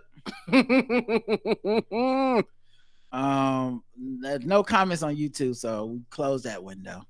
But we do have 2 comments on the website. EVE says, I feel kind of bad for Jonathan Owens Months later, people are still dogging him when Simone's name is brought up. And I imagine it will only get worse this summer during the Olympics when everyone suddenly becomes patriotic. Right. I'm sure Jonathan and Simone have thick skin, but I'm sure it can't feel good when people still make him the butt of their jokes. I think he's playing for a new team this year. I forgot which one, but I remember in the comments, all those people celebrating that Simone is coming to their city like Jonathan is chopped liver. I think it's time for people to let that shit go. Yep. Evie. Mm-hmm. This week we could be friends. You yeah, 2 out of 3. I'm about to say, Yeah. y'all on the same vibes this week. Maybe it's because it's 420. I don't know, but I feel like we finally synced up, and I get it now. Evie, RBZ is good. Norval says your show should come with a warning label: do not listen while driving or in your cubicle at work because it may cause accidents or uncontrollable laughter, which could have you committed. Oh, that was the sweetest murderous compliment we've ever gotten. Oh, you know, like we don't want you to die. Mm-mm. You know, we need you around, particularly if you're a premium member. We need y'all to be alive in healthcare and life insurance and stuff. But I do want my show to be, you shouldn't be driving funny. That's how funny I want it to be. Like, oh shit, almost killed me. That's how I want people to feel about the blackout tips. That could be our motto. Watch out. I almost killed you. To the left. It's too funny. All right, let's get to the poll for the Betty Crocker Scholarship. Will that Duke scholarship still end up going to mostly black students? Yes or no? Yes. Yes, 35% say yes, Karen. 65% say no. I didn't vote in the poll, but I feel like I would have said yeah. I just feel like with knowing who they're working with that black organization to help with the scholarships, I don't know. I feel like it's a yeah. They're not gonna just give it to just anybody. I feel like someone's finally doing what I think that we should be doing. Mm-hmm. Take black out and then only give it to black people. Yep. And when people complain, go, you don't have any proof. The scholarship is for everybody. Anybody can apply to it. Nobody said that it can't only go to black people. Mm-mm. Nobody said that. They said we just couldn't say it would only go to black people. All right. Then on the Spotify, we got more believers. 47% say yeah, it's still gonna just go mostly to black people, and 54% say no. The Q&A, watch out for that rat pee. Please do, y'all. You know, it's they peeing out here, y'all. Okay. Oops, sorry. Chris says, I think leptospirosis is deadly to dogs. They always vaccinate them against it. My girlfriend wants to bring our dog to the subway with us, and I keep telling her no. Add this to the list of reasons. Ain't that the truth? Yeah, good luck. James says it's rat dumplings as well. Send out a rat warning label to Gaster Shalewa right now. Alicia says, I don't know why, but the triple dipple motherfucking insurance had me in stitches. That whole guess the race was funny as hell. Thank you. Thank you. And that's it for the comments on the website. We do have some calls from Spotify. So once again, musical interlude time, everybody.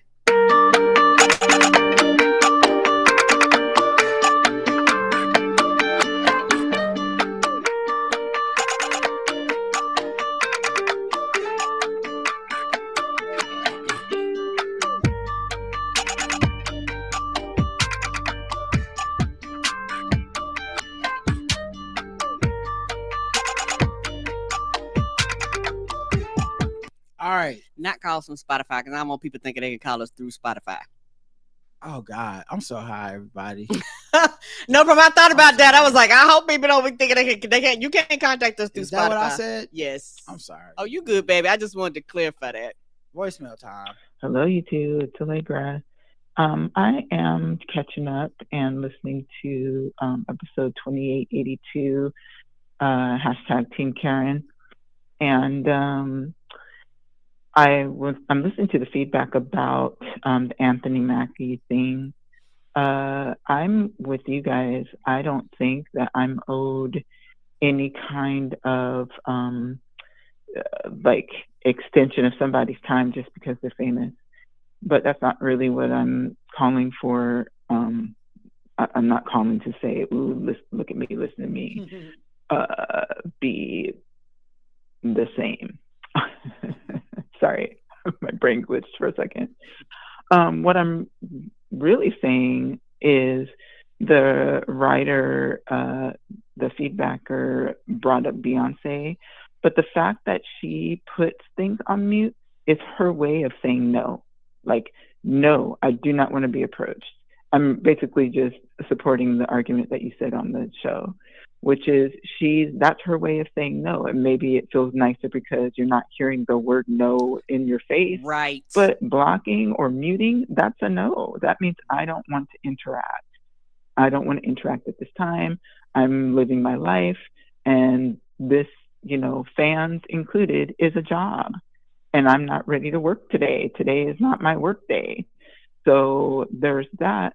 And the other thing is, we live in a society where no is considered a bad word. Mm-hmm. And I'm really paying more attention to that as I get older, but especially, just in general, like, no, if you say yes to something, there can be resentment that ends up following from that because you're doing something. She got cut off, but she called back. Yeah, that you really don't want to do. It's like, again, I know I do this all the time and I keep trying to be better. It never works. Anyway, my point is that we live in a culture that no is a bad word. And I think that it's caused more pain to have that attitude than good. Meaning we need to say no to things more. We need to say yes to the things we really want to do, the things that we really can be present and makes us feel joy or makes us feel productivity or efficiency, and say no to the things that we would hold resentment for if we said yes to, or we would overextend ourselves for if we said yes to. So people are just creating boundaries when they say no. They're not trying to be rude.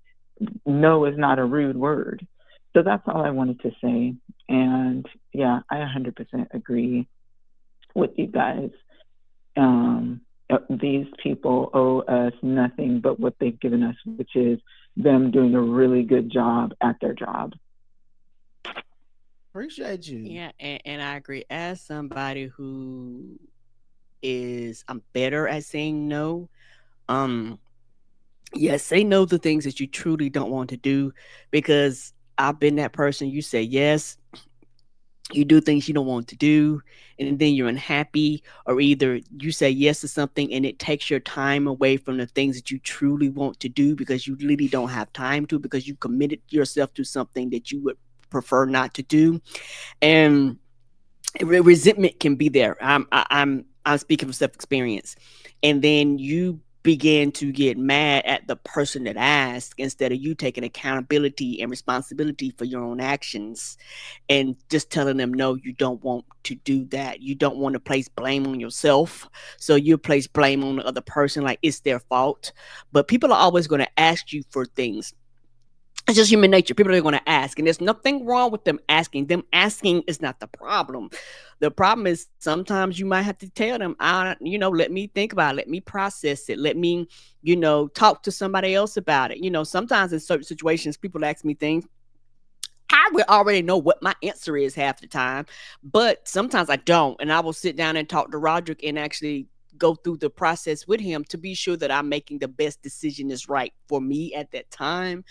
And it's one of those things where when you do that, sometimes people make you feel bad for not giving them an answer immediately. And I've grown to learn, if you need an answer immediately, I'm going to look you in the face and say, no. If you need an answer right now, today, the answer is no.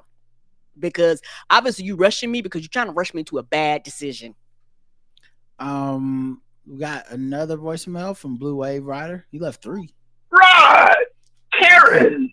Yep. You know who this is. I'm calling you after my post-eclipse high, man. Wish y'all could have been here because Cleveland was in the path of totality. And it was great. It was my first total solar eclipse. Might be my last one. Never know. But it was great. But I was listening to 2885 about the feedback program, and you was talking about Caitlin Clark and South Carolina and all that stuff, and you was saying it was really about race. And, you're right, but you're also wrong. And the reason I say that is I think one of the reasons black folks go so hard for LSU and South Carolina Gamecocks and stuff like that is we see all the coverage that Caitlin is getting. And granted, she has lit up college basketball this year, broke all kind of records, all kind of love and respect for her. But after the damn championship game was over, what did CNN do?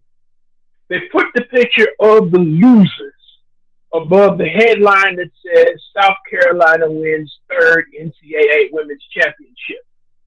What in the actual hell is wrong with them? Why would you put the picture of the loser above a headline about the winner? It's like putting the 49ers picture over the headline that says Kansas City wins third Super Bowl in X number of years. It makes no sense. And we know why that's done. It's done for race. People was pulling for her, and this is just another way for people in high places to stick it in the eye of South Carolina.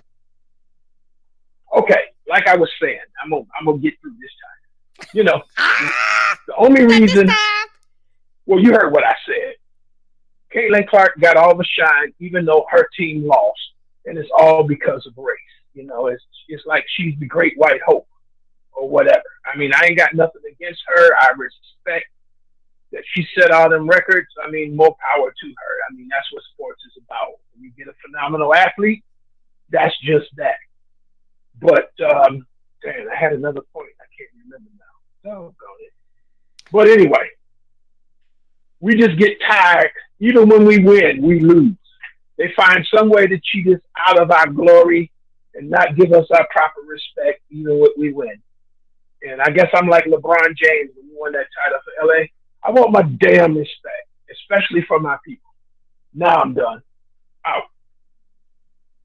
He called back. I guess he wouldn't do it. Hey there, Rod, Aaron. I remember my second and third point. Going back to even when black people win, they lose. Last year when LSU won the championship, who did Joe Biden want to invite to the White House? Think about it. Now I'm out. And Wilson, hold on. I want to go first. Go ahead. This one. I love how you called in to be like, it's not about race. And I said it was about race. And you made 3 exact points that were about race and not about Caitlin Clark and not about basketball in any way. And that all you did was just, I'm not wrong at all. You made me double right. Thank you for proving my point.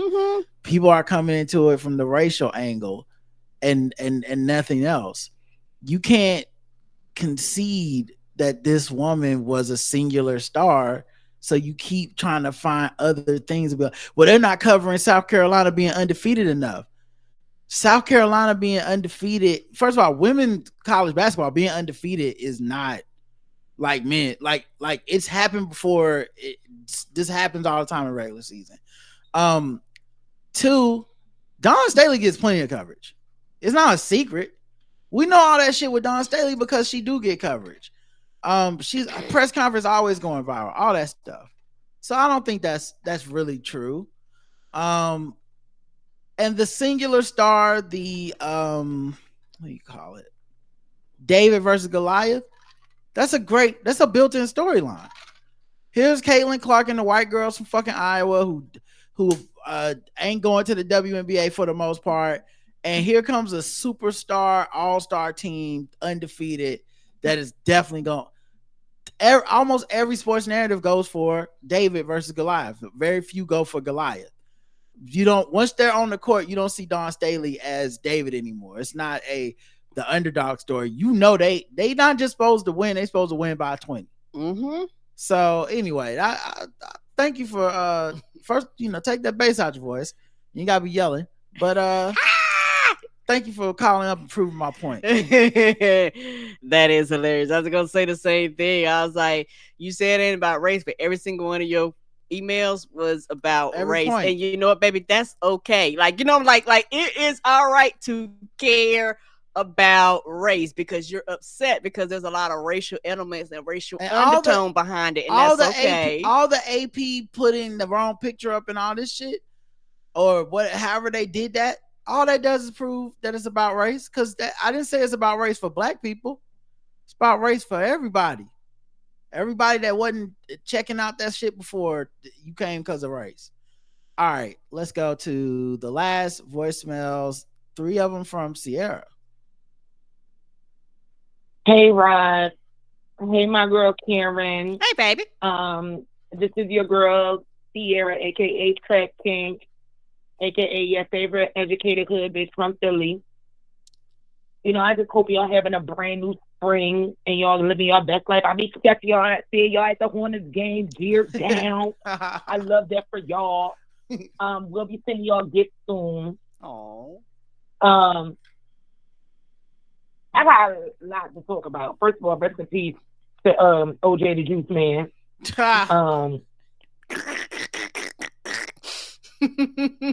Yeah.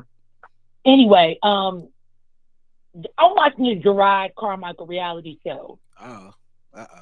Right, I think we're watching. I don't want to wish this on, but I'm thinking it's giving we're watching a visual plan of suicidality. As a clinician, the self-deprecating, the negative narration, and I'm speaking as a professional.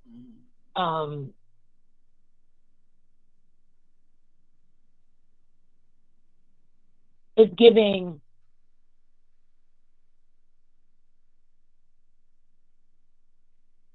he may shoot himself after. I don't hate to be so dark, but it's so. Oh my God! It's like a Shakespeare play of tragedy and comedy, and I think that motherfucker in the mask is Bo Burnham. What just happened? I don't know. What is happening on this voicemail? It took a turn. There's multiple things happening here that number one, we have not talked about that show because we don't watch that show. I haven't seen it at all. I haven't done. Yeah, the Gerard. I don't. If it's bad or awkward or whatever, it's hard to watch. People may have mentioned it, but I haven't watched it. I don't think I haven't watched it. I'm not going to watch it. Me either. Like I'm not with that like depressive, awkward type shit. I'm cool. I think other people will watch it, and of the people who have watched it, 0 of them have said a word about it that made me want to watch it because they all sound like they're going through hell. And I don't watch shit to go through hell. That's not my goal. But yeah, I don't remember us talking about it. We definitely didn't say we watched it. And then you say you were like a professional, but then you can't be diagnosing people through the TV. Shh. Come on now. I don't want you to violate HIPAA or something. She left 2 more voicemails. I'm scared to play them now. Oh no. I guess the views expressed. We tell everybody to go get professional help and ask your professional provider. All right. Yeah, that motherfucking mess is Bo Burnham, and yeah, that was the third thing. Is Bo Burnham gay or is that? Oh, I don't know. What mask? What part? I don't. I feel like this for a different show that watches the Gerard Carmichael show. Yeah, because I'm gonna say it's not for us. Neither one of us have watched that show. I'll skip this part. I'm gonna go the last one. See if it's not. I got it now. I got it what remind me of because I couldn't put it together. It's giving Chris Farley last SNL tape. Phil Hartman last SNL tape. Bro, it's some eerie shit. I think I would have to watch the Gerard Carmichael show, right, to get the context. Understand this, and I refuse. Why? I'm sorry to let you down, baby. I'm not watching that show. I know a lot of people don't understand how this works, because a lot of people have never seen this done before. But I'm gonna let y'all tell me that something's terrible and not like it, and I'm not gonna watch. Because I don't want to participate in this part of it. I'm the queen of that, child. You tell me about great shit and I'll be like, okay. That's not the same. That's not the same at all. All right, let's go to the last segment, which is me reading y'all's emails.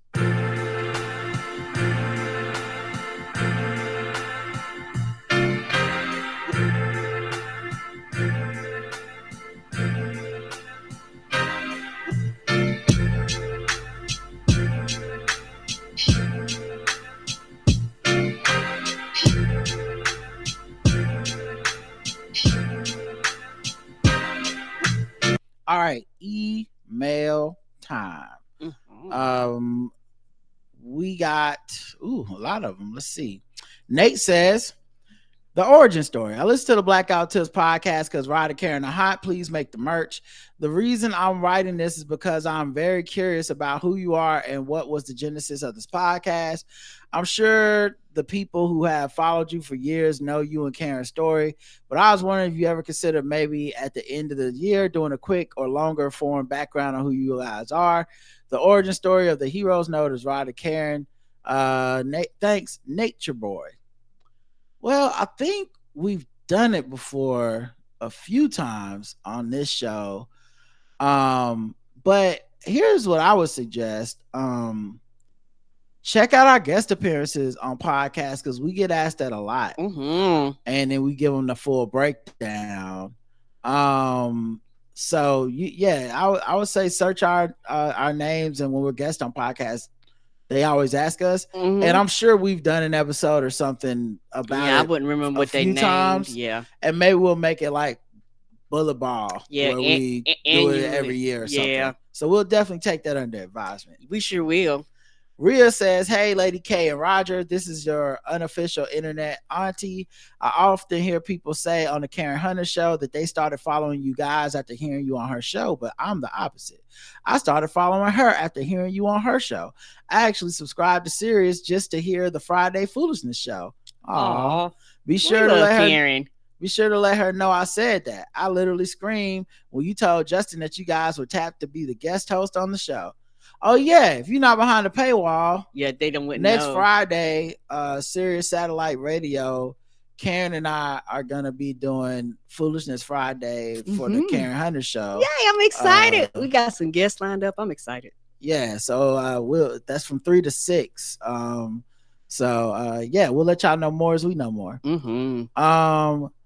I can't wait to hear it. If you need a guest, call me. Love you, internet niece and nephew.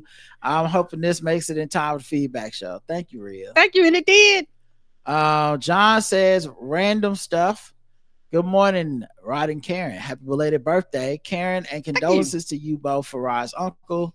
In the spirit of it rhymes, it must be true. I like to submit something. Karen's brand of kindness is a warm and loving philosophy, but she avoided that drunk white lady like she just had a colonoscopy. Oh no! Why you submitting evidence against me? I feel like all the white listeners wrote poems this week. Yes, they rhyming. That's hilarious. Is there like a secret contest and to see who could outdo each other? White people got a secret holiday we don't know about. It's National Limerick Day. Is in fairness to Queen Karen, when I got my colonoscopy, the medical assistants actually told my wife, "Oh, you can leave. It's okay." But there was no issues with cell coverage in the building. My wife was still kind of hesitant though because she loves me. But then again, she'd already had breakfast, so who knows? All right, see? On a completely different note, Karen, that line you said about Lululemon about a month ago had me absolutely dying laughing. Fast forward to a couple weeks later, and I was running a tennis clinic with some adult women. One white lady had this fancy tennis skirt on, and a black woman said, "Oh, that's so cute. Is that Lululemon?" My boss, who was also a black woman, chimed in with Lululemon. Oh, I love Lululemon. And I had to turn away from everyone so I wouldn't have to explain why I was giggling like a child. Like, where would I even begin? Right, to explain the laughter. Rod, did you see that Melina Abdullah, the professor and Black Lives Matter activist, and recently tweeted about Taylor Swift fans being possibly racist, has now been picked by Cornel West to be his running mate? What? All right, whatever. Okay. That's hilarious. They gonna get like 6 votes. It don't right. Matter. A half a vote. Too perfect. P.S. Are you guys watching the TV series Shogun? Not yet, but that's on the list. Plan to. If not, I highly recommend it, as I know how you love sword and Japanese stuff. It's mostly historical, political drama, but when the action starts pretty intense and brutal, I think you'd enjoy it. I know I'm gonna enjoy it. FX got a good track record with and me. They don't miss. And they got our boy. Anything I see the main co-star, anything got this main star, anything I see him in, I was like, oh, that shit gonna be good. Monkey Blood says, hi Rod and Karen. I know this beef stuff is hot right now between the rappers, but there's a new diss track that I think needs more attention. G-Mac Cash, the Detroit native who did the viral Black Forces and Big Gretch, has a new song out on the Detroit sign. He takes the city to task for erecting what he believes is a poor welcome sign for the city of Detroit. What's wild to me is that he made the song and filmed the video for the song on the actual sign a mere 2 days after it was revealed. This thing is hilarious, but it also in a way speaks to the city's allocation of resources and lack of community input on such projects. Here's the link below. Have a good one. Oh yeah, I did see this sign. And like I said, I don't know, but there was a lot of people that was highly upset about that sign. Yeah, I did see it. I just feel like our show today has already been almost 2 hours, so I'm not gonna play the video. Right. Yeah, that shit was hilarious. Crystal says, Gender Wars Musings. Hello, Rod and Karen. Just wanted to ask if you all noticed the same phenomenon. I know Rod has discussed his opinion regarding Marvel and the fandom's insanity regarding thinking Marvel has turned woke due to the number of movies with a female lead and now is ruining the franchise, and how the incels review bombed several shows before they even premiered. I noticed a similar issue recently, and it really took me aback. I've been watching Night Country on HBO. The most recent season stars Jodie Foster and was intrigued by the sort of mystical side of the show of it, or is it or isn't it a ghost, LOL, and loved that it took place in Alaska. I absolutely love the show. I actually love how they addressed the issue of the indigenous people as well, and really thoroughly enjoyed the show. I like to watch shows or movies before watching the YouTube videos discussing the trailers and try to go in blind. After watching the shows, I like watching YouTube commentary because there are sometimes connections that maybe you didn't catch or understand to add a layer to the storyline. Yeah, me and Karen do that sometimes. The last season was True Detective season 4, Night Country, and it's an anthology series. So yeah, I know this stuff. I watched it. I thought it was good too.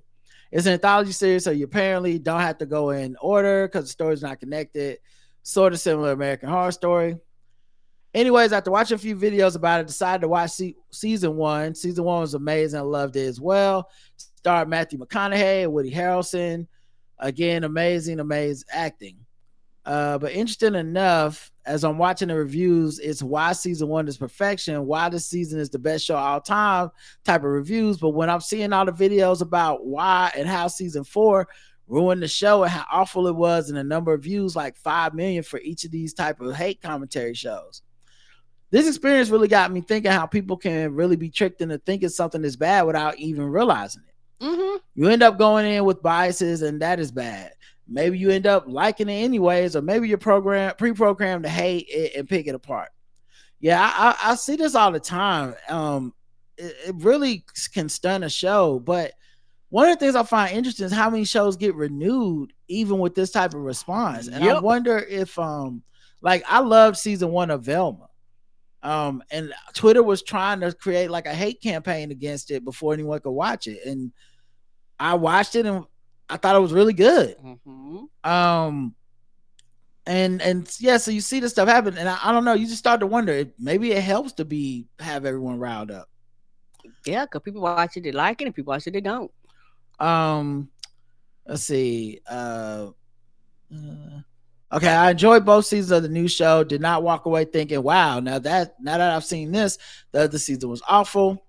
And it made me realize I thought the Marvel debate was comic readers being insane, but your gender war segment is so real, and it's sad to be honest. And really, you can be gaslit into people saying it's not that it's a female cast, the movie show just was bad. But why is it we are being told, or the critics feel like the shows that are so awful typically are female led? It's not a coincidence. Right. Yeah, and I've never really heard someone I like didn't think had a bunch of gender issues say their commentary that way.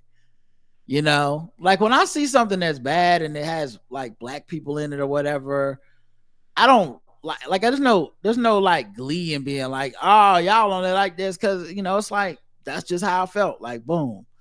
But I think, yeah, I think there's like an agenda to the guys. It's not, I know normally I'm making misogynistic comments and jokes.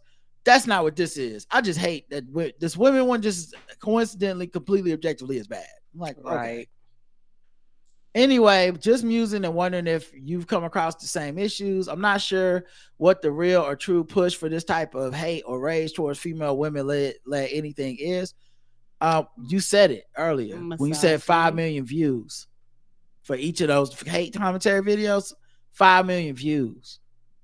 That's what the point is. You put the white guy YouTuber face up there on top of a picture of Brie Larson in the Captain Marvel uniform, and I promise you're getting a lot of views. Because up, down, likes, dislikes, it don't matter to you. I really don't care. You watched it, that's what matters, and that's how they make money. They know normally people that disagree will watch and people that agree will watch. Yep. So they getting everybody. Let's see. I know good old patriarchy, but this feels like something even more nefarious at play, and society is being led to a literal gender war. It feels like both sides angry at the other and think pieces with made up narratives ending in thoughts, which I always know is going to be some rage and do some clickbait. I swear I'm not insane, LOL, but just wanted your thoughts on this phenomenon. No, you're not insane. Yeah, me and Roger realize this a lot, and it creeps into other platforms. Gamergate is based off a lot of this shit. And Gamergate is a lot of that Marvel stuff you talk about. It creeps into comic books. It creeps into a lot of shit, even though people will not admit it. And nobody is above being caught up in it if you're not aware and alert of what's happening and what's going on. Idris says, hi, Rod. I have to say I agree with Karen on the potty training subject. As a male with a single mother household, I can attest to the fact that moms teach their sons how to behave according to normal male behavior. Being taught to pee standing up is sort of a graduation as it relates to potty training. Are there some males who learned it through seeing male relatives? Surely, but there's a contingent of us that were taught it from our moms. Love the show. Love you both. Idris. Yeah, I think at some point y'all misunderstood my point and think that I'm saying that boys learn to pee standing up from like their dads or something. Like only a man can teach that. I'm not saying that. I'm saying all the kids must learn to pee sitting down initially. Then at some point, whether it be the mom or dad, it don't really matter. We decide being a man is standing up to pee in America, because clearly in these other countries where they got the stats in that article, the men weren't being shown that. So a higher percentage of them was just like, yeah, sitting down is the efficient way to get this out my body. Way, right. That's all I'm saying. I'm not saying your mom. I'm not saying nothing bad about anyone's mom. I'm sure all of us have peed on our moms. Okay, of course. Whoever was changing our diapers. So like that is not a pissing contest, literally. You sure? Don says, giving me street cred with kids. Hey, Rod and Karen. This week, the episodes have been, to quote Karen, flames. Come on, flame emojis. And the episode with Me Oak was so amazing. I had to listen twice. But that white boy episode, man, I'm so glad I listened before I picked up my teenage son.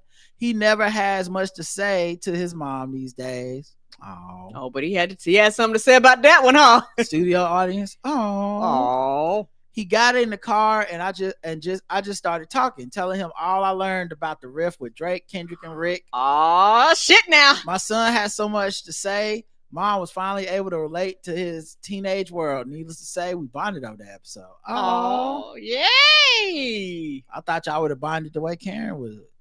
Who? Now, who was that? Now, and that's only because you listen to us first. Rod and Karen, I have you to thank. My son finally thinks I'm a cool mom this week. Keep it coming so I can drop some more knowledge with these kids. Well, wait till he find out you know about that Chris Brown. That's a deep cut. That's a real deep cut.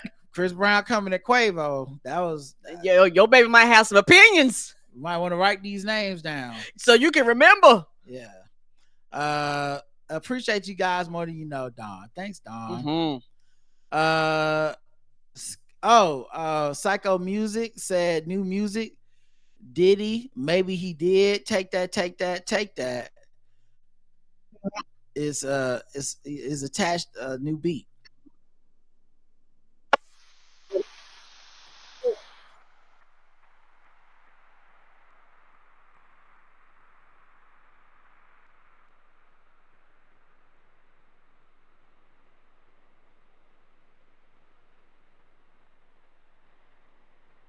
I'll add it to the rotation, I guess.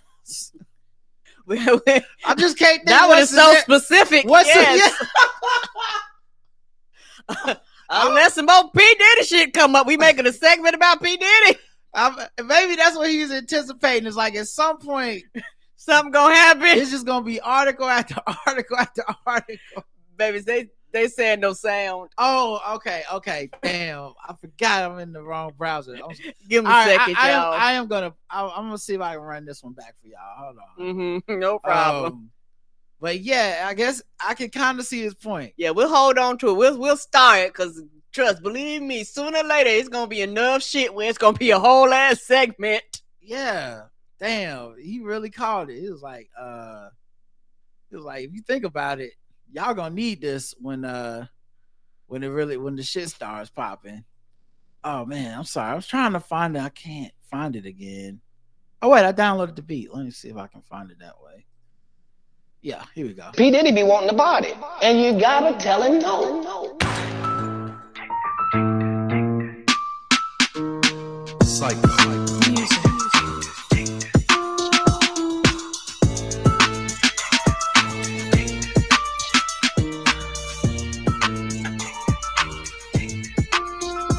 Yeah, I think technically if more stuff comes out about Diddy, we may be using that beat more than we would like to be using that beat. I would say so.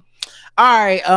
And the last thing is in the mail, look at what came in the mail. I don't even know who this is from. It wasn't no sticker, no label, no nothing. Like it might be in the box somewhere or something. We haven't opened it up and unpacked everything because I have to make some counter space. Yeah, I gotta move some stuff. Someone got us a smokeless electric indoor grill.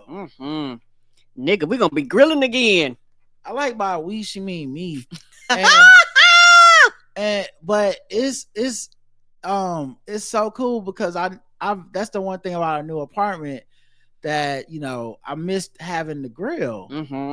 Black man of my age, I have to get some leather sandals and socks and go outside and grill sometimes, or else I won't get enough vitamin D. That's how it's literally a health hazard. Yeah, it is. And so I miss grilling, and then boom, here come I didn't even know this was an option to have an indoor smokeless grill. So they smokeless. So thank you, whoever sent this in. Whoever sent this. If we find out, we'll shout you out, but we have no idea, baby. Really appreciate it. But yeah, that's it for this episode. Thanks for listening.